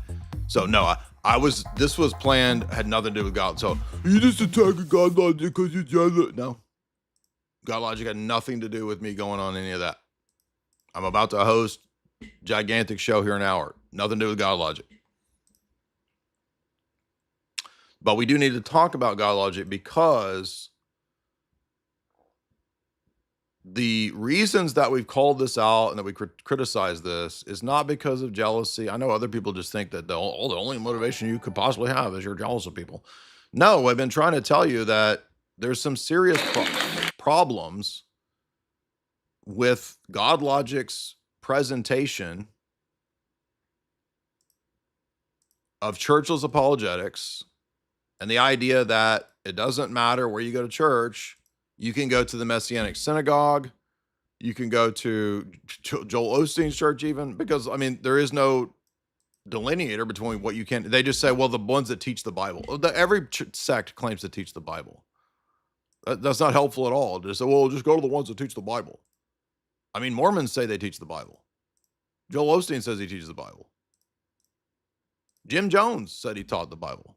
Well, they got to faithfully teach the Bible. Okay, what is that? Trinity and incarnation. Okay, is that the Orthodox Trinity or the Latin Trinity?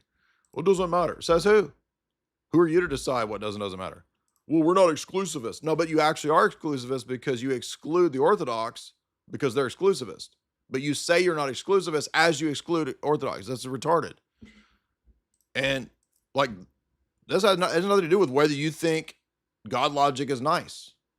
I don't have any personal problems with Godlogic in terms of like interactions. We had a great time. We've done podcasts together. But if I call him out to say, look, man, you got to have a church. You can't just send people to any old place. And you can't do that because you want a wide market share. That's the grift.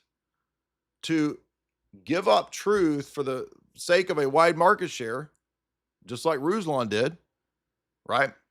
They even say that's the reason why they don't want to be exclusivist in their ecclesiology or their Christianity. Yeah, that's the mega church model from Peter Drucker. He said, don't be exclusivist because that cuts out the market share. That's the grift. Not do you make money on internet? Do you get super chats? Anybody making money is a grifter. That's not what a grifter is. A grifter is a person who puts that first. Well, it turns out we now know what church Godlogic goes to, or at least has tended to go to. Maybe he attends some other church on the side, but he also recently still promotes his dad's crazy cult. His dad is an insane deliverance ministry Pentecostal tied into the Tyler Perry grift network. Now, do you guys remember, and we'll show this here in a second from Cleve's stream, do you guys remember the preacher that went viral, the black preacher that went viral saying, I told you to give me $2,000. You gave me $1,200. Get out of my face. Right? The guy that rebuked that woman because she only gave $1,200 and not $2,000 to these disgusting fake black bishop churches. Okay, we're talking literal Bishop Tilda Swinton stuff. All right, the guy I made fun of on Piers Morgan that Trent Horn had to virtue signal about. How dare Jay make fun of this man? Well, he's a grifting fake. He's not a bishop, dude. Even in your own church's teaching is a fake. That's an opportunist, race hustler, fake ass black activist bishop who's not a bishop. Well, guess what? That's Godlogic's dad, dude. Not Bishop Tilda Swinton, but he does the same thing. So I'm going to show you Godlogic doing charismatic interpretive dance as worship at Bishop Daddy Godlogic's church. Okay. When daddy didn't come home anymore, he didn't look at you and say that you were going to make it. God looked at you and when he sees all the death.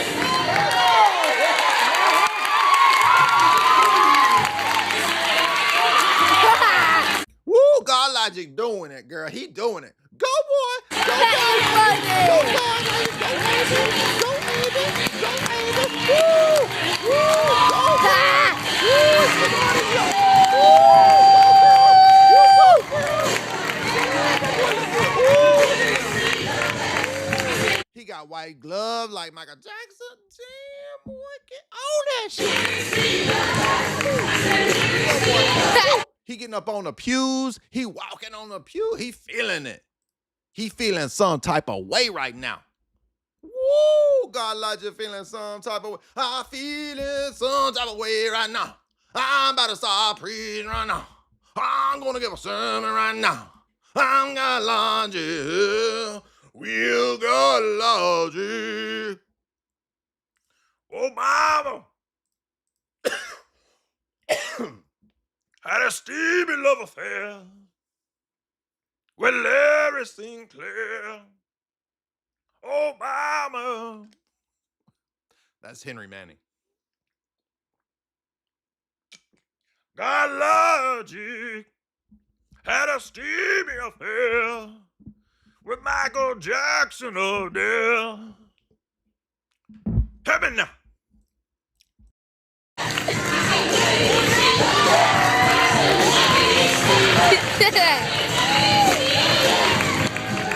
Woo! Go, girl. Damn, that boy got some moves right there. Listen, when I go to DebateCon, I'm gonna bust up some moves. I'm gonna outdance Avery. Y'all think Avery can dance? Wait till I show up with my white gloves, son. Wait till an actual BIPOC person challenges that man to a dance off.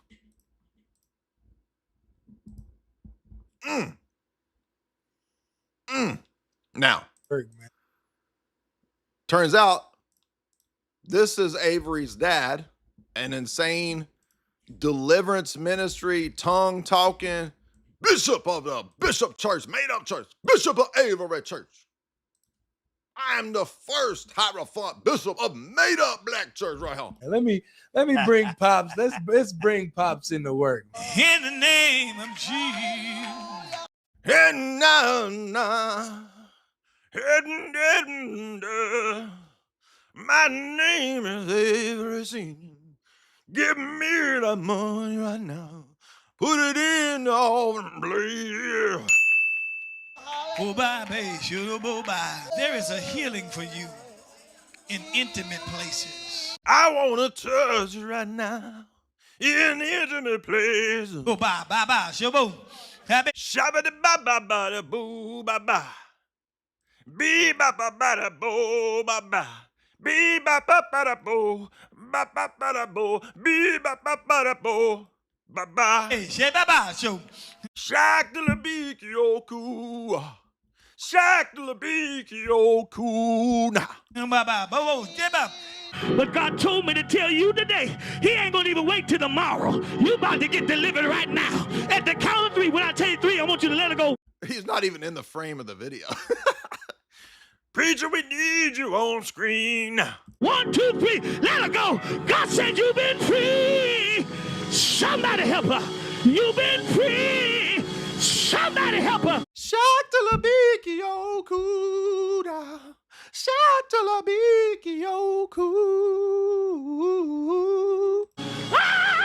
And I am available. Damn, he just slapping bitches. Damn, Bishop Godlogic out here just slapping bitches. He doing that pimp exorcism. I got a pimp exorcism now. I'm gonna slap the shit out of you now, bitch. Bitch, get over here now. I gotta exercise now. I am available. Woo, he done punched that bitch in the gut right now. Bitch, get over here right now. Somebody help me. I'm about to punch you in the gut, bitch. Because he's gonna breathe on you. He punched her in the gut. What the hell? She got a demon in her coochie now. She got a demon in her private part. I'm about to punch her for JJ now. Somebody help her. And I am available. No, he didn't punch. He did a thump knuckle. I'm about to thump a bitch now. I'm about to thump a bitch womb right now. Pow, whoa, pow. I'm about to play thumb knuckles on that little baby right now. Because he's gonna breathe on you a fresh breath, a fresh wind. Woo! Shock the Labikioku. I done stunk this mother up. I'm about to wave this shit on you. I done stunk it up right now in here. Let me blow a little bit of this poot on you. Breathe on you a fresh breath, a fresh. Dude, Godlogic comes from a family of grifters, dude. And he promotes his own dad's church, dummies. That's why he don't want to say nothing. Because he promotes his dad at church, dude. His dad at fake Bishop Fart Church. Let me blow this poot on you. Win, somebody.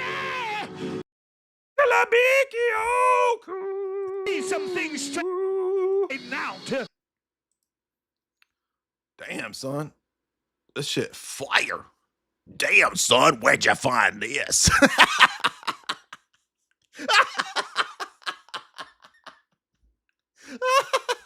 Damn, son, where'd you find this? Trapaholic. Fartaholic. Damn, son, where'd you find this smell? Damn, son, where'd you fart that? Lord of mercy, he's brought us a mighty long way. I dare you to lose yourself. Oh! I don't see nobody turning here. I don't see nobody turning here. I don't see nobody turning. Dude, this is just like the white dude who was, remember Little John? The white preacher doing Little John? And the chick that said this is deliverance ministry, true about this is the same stuff. So basically, Godlogic is in the Nala Ray sphere. He's in the sphere promoting his daddy at church, his daddy fake fart church. Let me wipe this on you. Let me blow this toot on you. Ooh. This is what I'm bad for calling out. This nonsense. In here, gifted, but I need some things straightened out. I've been speaking in tongues, but I need some stuff. I'm getting 2 for 1. Cause Summer pregnant, ain't that right, Mom? Dude, this is Godlogic's church. This is where Godlogic go to church. His daddy is over there ripping egg farts, just wafting it all over the congregation. They over there doing Michael Jacko breakdancing. Don't even look good. So Summer's getting baptized and her unborn baby getting baptized with her. Come on down. I'm taking it out your hands. It don't belong to you no more. It's the Lord's now. Come on, church. You notice when he gets up on the pew, they got to have somebody holding him because he might get took over, and he might just fall off, just flop over, break a neck or something. You know what I'm saying? They gotta have a holy holder, a holy place. You gonna be my holy place holder. Grab onto my bell right now. This is what you've been waiting. Dr. Labikioku now. Dr. Labikioku. Dr. Labikioku. No, you've been waiting on this. God told me to tell you ain't by yourself. Gotcha. Over now. Hey, that's right. Take that. Yeah. Hallelujah. In the name. Yeah. Ooh, he wiping that girl down. Just wipe her down. Just wipe that grandma down. I gotta wipe a grandma every now and then. I gotta wipe a grandma down. Put a little bit of sheen and shine on that grandma. Like she was a car wash bitch. In the name.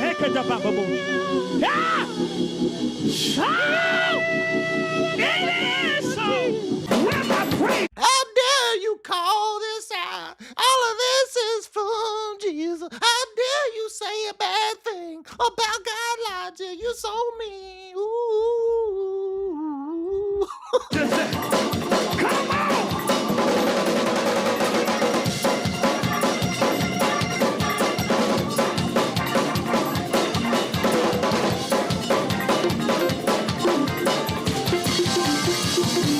It's a damn choo-choo train up in that church right there.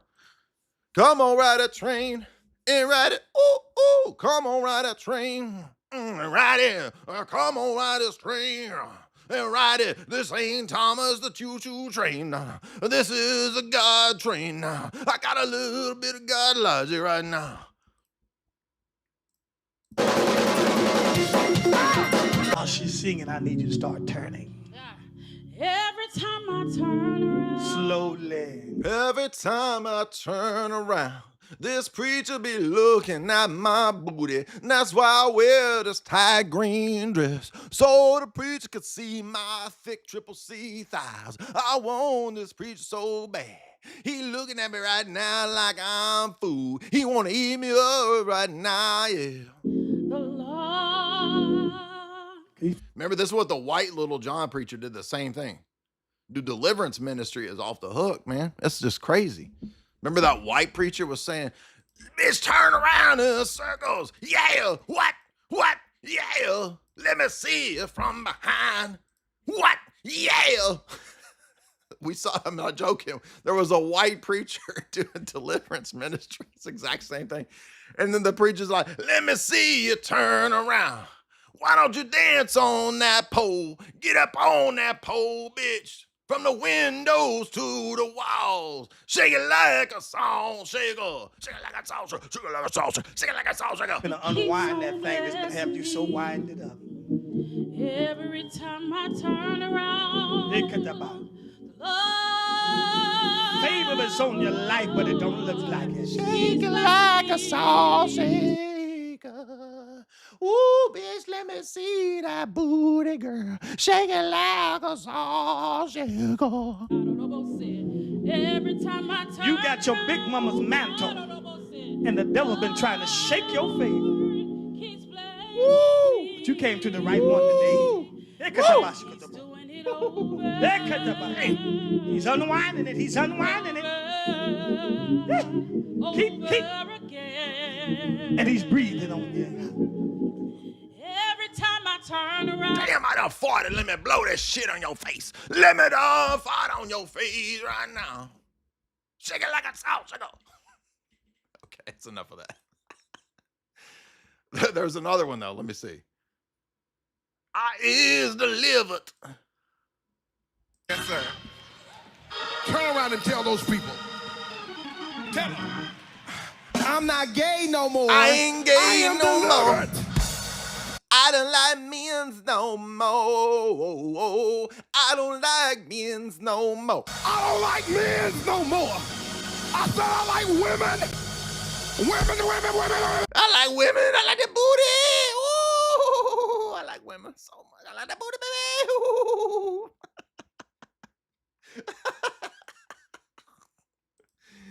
Dude, this is what people are saying. Oh, I'm so mean for making fun of it. It's so mean. I can't believe you were so mean.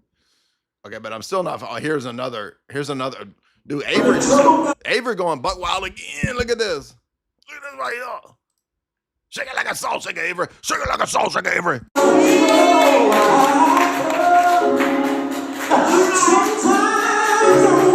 Dude, it ain't even good dancing. A black dude like myself can dance way better than this. He just looks like he's spazzing out. He collapsed. Get up, dude. Get up. Shake it like a salt shaker. Shake it like a salt shaker. From the windows to the wall.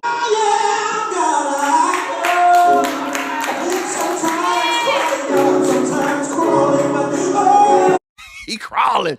I want to see you crawl down the aisle. Like a little bitty ant on your booty. Crawling on that aisle, Avery, baby. What is with the freezing like he's in a microphone? Avery looks like every 10-year-old black kid trying to be like Michael Jackson. That's all it is. That's the whole secret. We done figured it out, dude. All of his life, he wanted to be Jacko. And he said, I'm gonna use church to propel myself like Tyler Perry to become Medea, to do my little Jacko routine. Help me now. Don't you dare call me a grifter.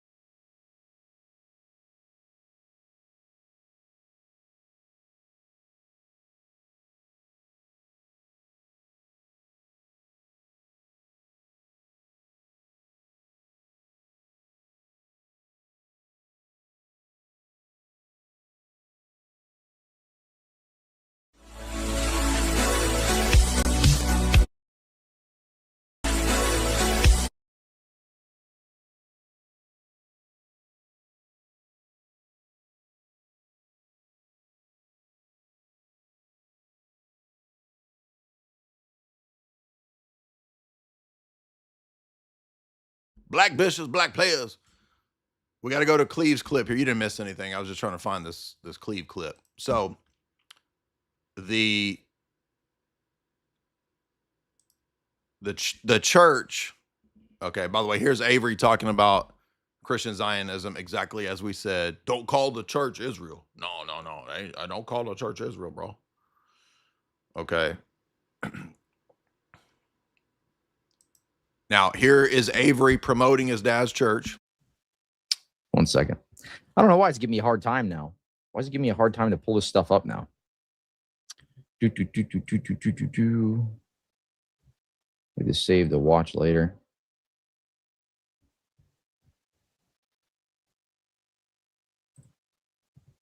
There you go. All right, so here you got Godlogic here.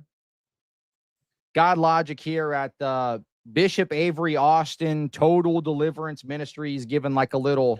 Here he is promoting his dad's fake ass grift crazy church. So don't try to, he don't promote his dad's church. He's his own man. No, he promotes his dad's church, goofus. A little intro message here.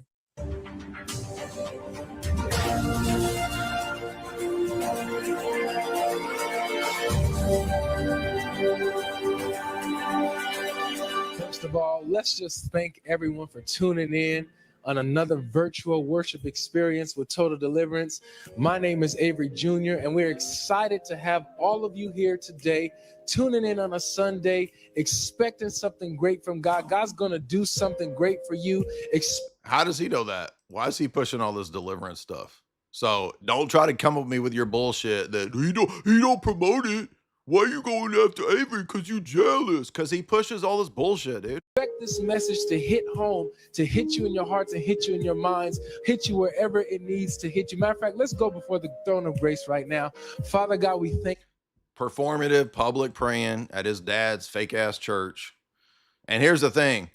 His dad, who used to be on TBN, by the way, huge fake ass giveaway right there. Duh. Okay. Righteous Gemstone wannabe. This is a ghetto gemstones. The ghetto gemstones. Here's his dad. You got to get off today. I don't care. Everything up to this point does not matter. Who am I talking to here? Get ready for a do-over. In J.B. Phillips' translation of the New Testament, you are the blessed factor. Now, dude. Give me a place to stay. Y'all ain't saying nothing here. God's job is why I'm giving him the praise to make sure. Just so you have an idea. And here he is on TBN. Yeah, it's not just some random dude. So I take the drugs and I stick them in my waist. Okay. And we in Arkansas. Around Martin Luther. I said Alabama. For the man's and they was the other day. So now here is the guy that went viral. Everybody saw where he was telling people, you better give me $2,000. Give me $2,000. How dare you give me $1,200? Get out of my face. And it went viral. That is a Tyler Perry denomination. It's like money from Tyler Perry goes into that. So it's Tyler Perry adjacent, fake ass, made up bishops and denominations. And all these black dudes love, I'm a bishop of the 13th order of the tribe of the blood. It's like they love all these titles like Pharisees, you know. I'm not saying bishop itself is a evil title, but I'm saying they look, I am a Bishop T.D. Jakes of the Oneness Holiness Pentecostal. I'm gonna sleep with all the white bitches church.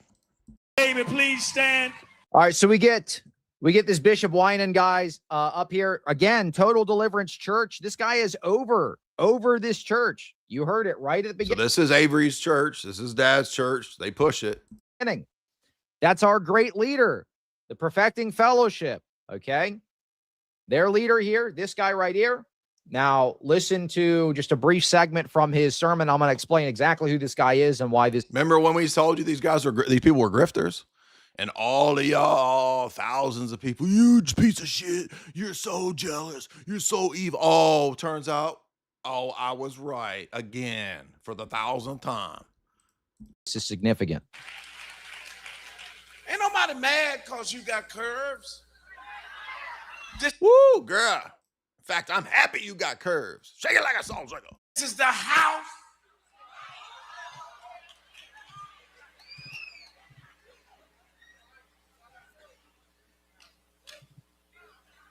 They came to Jesus and said, Jesus, how shall we pray?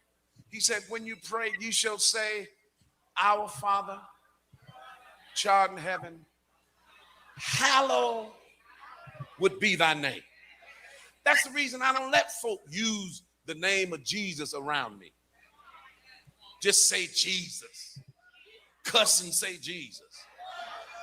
Talk about Jesus. Just say, oh, Christ. No, hold. So Avery has positioned himself to not just be an e-deliverance, e-debater, I should say.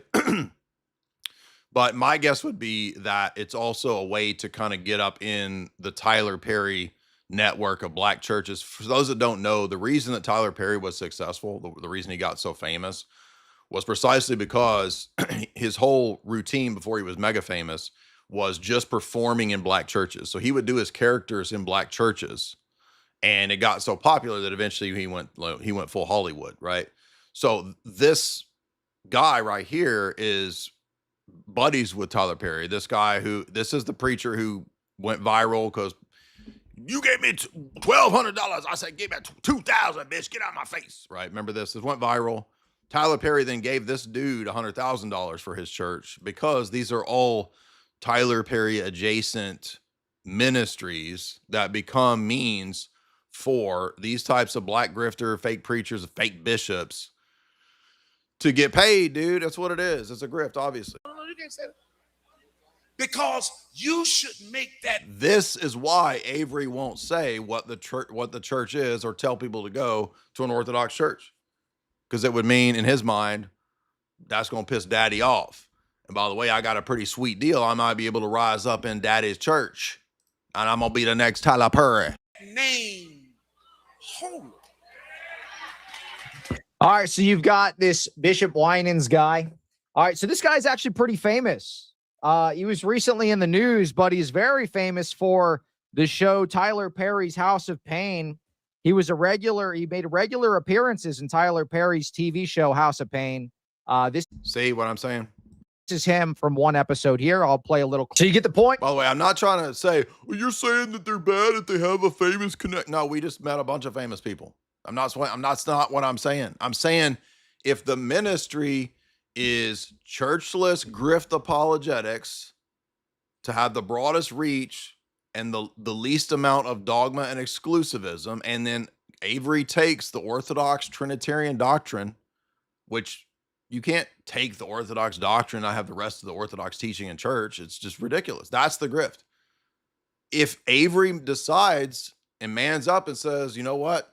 I got to have a church. I can't just tell people to be whatever they want. There's no such thing in the history of the church, the first 1,000 years, maybe even the first 1,500 years, of a churchless apologist. Even the Protestant reformers had a specific church they would point people to. Go to the Lutheran church. Go to the Calvinist church. There is no such thing as a churchless apologist. It's so insane. It's such an Americanized, abstracted grift. Grifting is not making money. Grifting is when you're a con man or money is the only thing you care about. That's grifting. Not making money online, not having a business, not super chats. This is so stupid. So he's very famous, pastor from Tyler Perry's House of Pain. This guy actually has a lot of different connections with Tyler Perry. Now notice this was the guy that Godlogic's dad was saying, look, this guy is our leader. He is the leader of this fellowship that we are a part of. Listen, play this again. He's our speaker. He's our bishop. He's our leader. He is Marvin L. Winans of the Perfecting Church. They said he's the most holy bishop in the world. You can't make this up. That's what this guy said. Our great Oh, this is Avery's dad's church right here. bishop. Our great bishop, our leader. We're a part of this Perfecting Fellowship group. Now, why is this significant? Well, it draws some connections, some pretty major connections with this organization that Godlogic's father is a part of. He's not just some random charismatic pastor. He's a charismatic pastor with pastors that are affiliated with Tyler Perry, as well as several mega church groups. We're talking serious money here.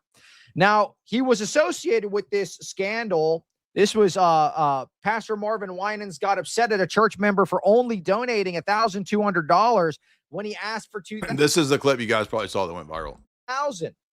So they do the prosperity gospel thing. They say, I have commanded you to give me $2,000.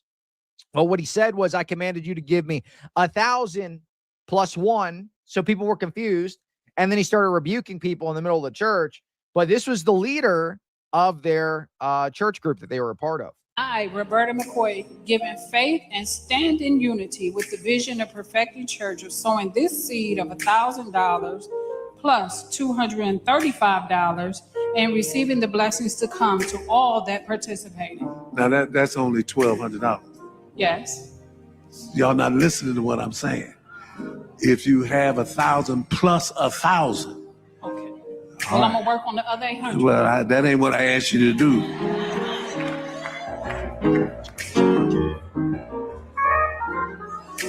So he publicly rebukes this lady. You only gave me $1,200. You were supposed to give me $2,000. Close the doors. Lock them in. Close the doors. You ain't leaving this congregation until I see $40,000. All right, let's hit these super chats, guys. Go right on over to X. I will be hosting the Lord Voldemort show. Let's read these super chats. You're the Mean Machine. Thank you for $10, Tim. Josh, $10. Thank you, Godlogic's dad's sermons. I'm now a deeply closeted, skittled man. I am delivered. Josh says again, thank you, Godlogic's dad. You made me a Skittles man. I'm delivered. Open bottles, $3. Amazing entertainment, but actually this is all sick. Godlogic's just some rich kid with a con man dad. It also means that it comes natural to him to scam people. It's sick. I don't read $1 super chats. Deedle Dumpling, $20. I'm never tired of you and Jamie's content. You guys are the best. Thank you. Thank you for reading all these comments. I'm seeing you guys in the audience. You guys are the best. Appreciate that. Thank you for reading through these. I'm rewiring my Art Bell wine mom conspiracy brain. I was actually retarded. That's okay. We all have periods of being retorted. Anonymous, $10. Thank you for your work, Jay. I was baptized in October. I live in Germany. I was in a Croatian Catholic parish. They were actually trying to be traditional, but you could see that everybody was getting upset because Germans were turning into crazy Medjugorje devotees. Yeah, man, that stuff's just crazy. Ericoda, $10. Did you see the trailer for the new Robert Eggers movie Werewolf? I haven't watched it yet. I hope that you and Pajot cover it. It looks up your alley. I'm supposed to do go on Pajot's channel pretty soon, so I don't know if it'll be before or after that movie comes out. Is the Roman Catholic teaching about the social kingship of Christ versus the Vatican II religious liberty a system defeater? Yes, and I will be debating Trent Horn on that. Soundwave, $10. How does the SSPX think that it can consecrate bishops without the other bishops present? They argue in extremis, right? So the in extremis position is probably how they would do it. How do they do it without papal approval? In extremis, in emergency situation. They're actually just Protestants. Nicaea says that bishops should be consecrated in the conclave of the local bishops. Yeah, exactly. Corey, $7. Unfortunately, the symbol of the keys Vatican flag is representing the lack of Christian freedom in Roman Catholicism. Thank you to God and his holy name. When is the era of Byzantium coming? YG says. The era is right here. I don't know what you're talking about. You mean my kids? Well, keep praying for that. Aquanote, $30. You are the strongest soldier. I don't know about that, but appreciate your compliment. Lucas, $10. My Protestant anti-organized religion dad doesn't want me to be a Roman Catholic. We talked about Sola Scriptura. He thinks I'm going to hell. Is there a way to answer that question without a crash out? Well, I don't want you to be confirmed a Roman Catholic. You need to become Orthodox. So before trying to debate your dad, you need to figure out whether Orthodoxy is a better fit than Roman Catholicism, which it obviously is. Matt says for $, I'm not a Christian. I'm not Catholic. I'm not Protestant. I just love Jesus. Yeah, but Jesus set up a church, and the Bible many times over says submit to the elders, submit to the bishops, and do not forsake the assembling together. So you can't just be lone gunner for Jesus. Bird, $10. Before Cleve did this research, you were able to discern automatically that Avery was a grifter. How did you know this? Well, because I've already interacted with Avery for 2 years. And when a person doesn't want to admit that they have a church, it means there's some other commitment, right? Money, family, whatever that's keeping them from admitting that it doesn't make sense to say that, well, just believe in Jesus. Doesn't matter what church you go to. No, it's just total nonsense. People were out here saying that you were mean and they kept defending Avery. Did you just use your discernment? Yeah. I've also been doing this for a long time, so it's kind of easy to spot when there's significant problems. Low tier, $10. I listen to your videos on a 70 kilometer bike ride. It's actually very informative. Cool, dude. D Ross says, well, for $2, appreciate that. That's a really long question, but Ryo, you're my favorite black theologian. Thank you. Green, I assume that UK and Australia's social decline is due to government incompetence. No, it's a long-term strategy. When I listen to your Milner Fabian stuff, I understand that. Good. Jimmy Bob, what do you think about Carl Jung and Orthodox or Jungian psychology? I've got many videos critiquing that, so you can find those. We actually did long podcasts on Jordan Peterson and Carl Jung, and those are really valuable, so check those out. Jamie Johnson, $20. When people say that they do DMT and they talk to different, or they go into different dimensions, how would you interpret that? I mean, I think you do enter the spiritual world. I don't know if that means there's other worlds in the sense of like multiverse or anything like that. But I mean, you are seeing like the noetic realm or the, mental realm, spiritual realm. Do Orthodox see reality as only one dimension? No, I think there's other spiritual worlds. Absolutely. But not multiverse. His goat, $5. Did you address Vatican II? Do you think Patriarch Bartholomew? Yeah, I think he's he's just the same as Vatican II. Gordon, Rome has actually asked SSPX to sign the formula of adherence. It asks them to affirm Vatican I. It doesn't ask them to commit to Vatican II. You guys are such mental gymnasts. You have to submit to Vatican II, obviously. If you are in communion with the Bishop of Rome, you're approving of Vatican II. Did you not listen to anything I argued about ordinary magisterium for frickin' 1 hour straight? You guys are like children, man. Chronicles, $5. According to the Vatican, SSPX is bad, but gay marriages are good. Praying with Muslims is good. Exactly. This should tell everybody right there it's the Vatican is apostate. It's not the true church. Johnny, $10. Jay, I have some advice. After I discovered all this truth about the Vatican, a lot of what I learned on your channel, I'm struggling with the spiritual. That's why you need to become Orthodox. I went through the same struggles. Kells, $5. Thank you for your knowledge. This is also a really hilarious stream. I want to be Orthodox. Making a choice soon. Good. Rachel Wilson, $5. Thank you. Paisios, $10. Jay, thank you for the wealth of knowledge. Blessings. This has aided me and my family becoming Orthodox. We are praying for you guys. Would you please pray for us? Paisios, Elizabeth, Methodius, Cyril, Favronia, Lazarus, Edward, and Olga. Dang, that's a big family, dude. You guys got a big old pack over there. Welcome to the new members. I see some members in the chat. Faith says for $5. Hello, comrades. We should make America Orthodox. That will show the Americans. Exactly. If we're going to USSR up this bitch. Contemporary, what's up?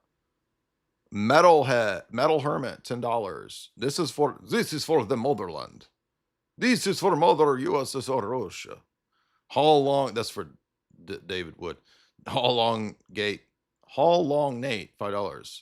For the rave library that you inhabit. Thank you. Travis, $50. What's up, dude? Or Trav8812, man. Thank you so much. That's a huge super chat. This dude over here keeping the lights on, paying the bills, boy. John says for $5. Can I put my meme of Rihanna with the crown? I wish I could. She a slay queen. Well, that's my meme, dude. That's not actually Rihanna in that meme. That's me in that picture. Y'all didn't know that. Yo, you all thought it was Rihanna. You just buy everything you see. Face value. That's me. Cameron, $5. Jay, we got to grip our trilemma when we grip this cash. Exactly, son. Aquanote, what's up? Welcome to the new members. Tuxedo, what's up? Green Soldier, $10. Day, I can't take it anymore. You're vindicated too much. Please stop getting vindicated. What can I say, dude? Francois, Tim Gordon turned on the SSPX. He made an emergency post. Tim's trying to get in on the algorithm, dude. I don't know why is this an emergency? The SSPX were excommunicated in 1988. This is 1988 all over again. What's the emergency? Fixed. Do you know about Bernard Fay? I've heard of him, yeah. He was an anti-Masonic guy in France. He had a big hand in helping the SSPX. He also protected lesbian Middle Eastern people. I do know about him, yeah. In fact, I think he's connected to the corporate people that have these very suspicious roles in the background of the SSPX that I mentioned at the beginning. By the way, if you're looking for a book that discusses that, it's the chapter in Craig Heimbichner's book, Blood on the Altar. There's a chapter on the SSPX because there's an overlap between French OTO Crowley people and people in the sphere of the SSPX. I'm not saying the SSPX is Crowleyan. I'm just saying that with some of these very wealthy elites in France, there's overlap with Crowleyanism. J Mel, $10. What's the best talk on Gnosticism? Just type in JDR Gnosticism. There's three different ones. They're all good. 2 or 3. All right, we're almost done here. We got to get over to Lord Voldemort. Hey, Jamie, I got to do Lord Voldemort. Could you make me a couple espressos? Christopher, $20. This is my first super chat, Jay. I want to say hello. Hello. Jay, you got solid content. Keep it up. I've learned a lot about Catholic dogma. This has helped me pursue a course towards orthodoxy. That's great, Christopher. Everybody played for Christopher Herrera. Sounds like maybe more people are going to be interested in orthodoxy via SSPX after this. But I mean, in my mind, it's like, this is not really any different than, I mean, the same thing happened in 1988. So it's like, but maybe a lot of people don't know the SSPX was excommunicated for 4 bishops in 1988. This is the exact same thing. So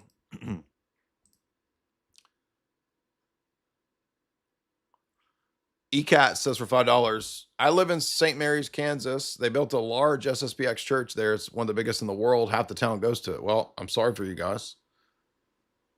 AC says for $5, guys, Rome has the keys. If SSPX is excommunicated, how much betrayal can I take? Exactly. Matthew Conklin, $20. Vatican I says, quote, clergy and faithful are bound to submit to Rome, not only in faith and morals, but also in discipline and government. Yes, I have been saying this for, when did I come out of the SSPX? 2007. So I've argued this for almost 20 years. Next year will be 20 years of me arguing this point that this is a denial of Vatican I. Why does the SSPX exist? Scumbag. We covered that in the first hour. The Lord is working through Avery. Yeah, but the Lord can work through Caiaphas, the high priest, who was an evil blasphemer and prophesied. The Lord can work through Balaam, the false prophet, who prophesied of Jesus, even though he's a false prophet. So you need to get out of your dumb stage of not understanding stuff. BM, $10. Most of the SSPX staunch people are just going to go to some liberal Catholic church and admit that Rome didn't err. I mean, there's always been a schism between people in the SSPX. Some of them wanting to go back to Rome, and some of them wanting to be like Sedevacantists. So they'll just have to. There'll be a split amongst them. Tyrone, $5. You guys know this already happened with. This is why there's the FSSP. This is people who were brought back into communion with Rome, the Fraternal Society of St. Peter. This is the SSPX people who are already in communion with Rome. So some of them will become FSSP, and then, but I mean, they're shutting down Latin masses anyway. So when are you idiots going to figure out that Rome hates you? Nick at Night, $10. What do you think about TPUSA? I think that Andrew is just training people for debate, and I don't think that's a big deal. Richard, $2. What's up? John, $5. Rome has been quiet about Moscow and Constantinople. I wonder why. Could be a lot of different reasons. Maybe they're focusing on these other types of internal issues. But I know the EP said the other day, or no, Leo or the EP, one of the two said the other day they're ready for a reunion. But they say this stuff all the time. Richard, $10. It would be great if you would debate Tobias Singer. I don't know. I've been hearing that he doesn't do a lot of debates anymore. I know he does videos against Christianity. But I mean, a lot of these debates with these types of people, it's the same debate over and over and over. So he's had that debate with, didn't he debate Sam Shamoon? I don't remember. Gregory, $5. Watch the speeches about America's 250th anniversary. They're pushing a one world religion. I bet they are. Nick, $10. It's kind of interesting that watered down sects are beloved and accepted. This goes along with Big Z ideology. They've all been duped. Well, Big Z has a huge role in evangelicalism. So AC, $5. Were all the trad Catholics and trad Protestants questioning America for the centuries before there was a KGB? Some were, but probably not as many. Spirit on, what's up? Kezia, $10. I'm studying a degree in divinity after 4 years of military. I'll be a catechumen. I want to ask you, do you have any advice about Orthodox in the academic world? Good luck. I left that world, so I can't. I mean, I didn't fare very well. If you be quiet and keep your head down, you can make it through. Build at $14. I was going to talk about Hegelian diapractic. Good grief, dude. I appreciate you guys super chats, but man, I gotta do Lord Voldemort here. Hey babe, could you bring me that Rothschild book? Oh, and can you turn the air down? It's freaking blazing hot. I'm sweating, man. Thank you. What do you think about Gary North's paper? I don't follow Gary North, dude. I don't know what to say. I did listen to Gary North's talks on diapraxis, though. I listened to like 23 lectures of that. But that was when I was like 20 years old. So I don't really know how to link that to. I haven't read a Gary North book in 20 years, man. But great question. I'll have to think about that. Nick at Night. Middle Eastern people are watering down Christianity. Not a Mossad agent, $20. Godlogic's poster, Black Jesus, actually made sense when I saw this video. Oh, he has a Black Jesus? See, that's right there. That's obviously heterodox. Jesus has to be as he's presented in the Orthodox icons. He's not a black dude. He's a descendant of David. He's not from Africa. Joshua, $10. It's amazing how the traditional Catholics would rather cope than face reality. Every cult does this, dude. It's the same with the Redeemed Zoomer, the Protestants. Yep, it's a learning curve. You got to go through all the stages of grief. Chetnik, $10. For the love of God, put an album out. Do some evangelical slop. We'll try to. Haley, $10. Thank you. GM, guys, there's like 5 more super chats. I'll have to read these. Maybe I'll do a stream later tonight. We'll do some other topics. We covered most of what I want to get to, but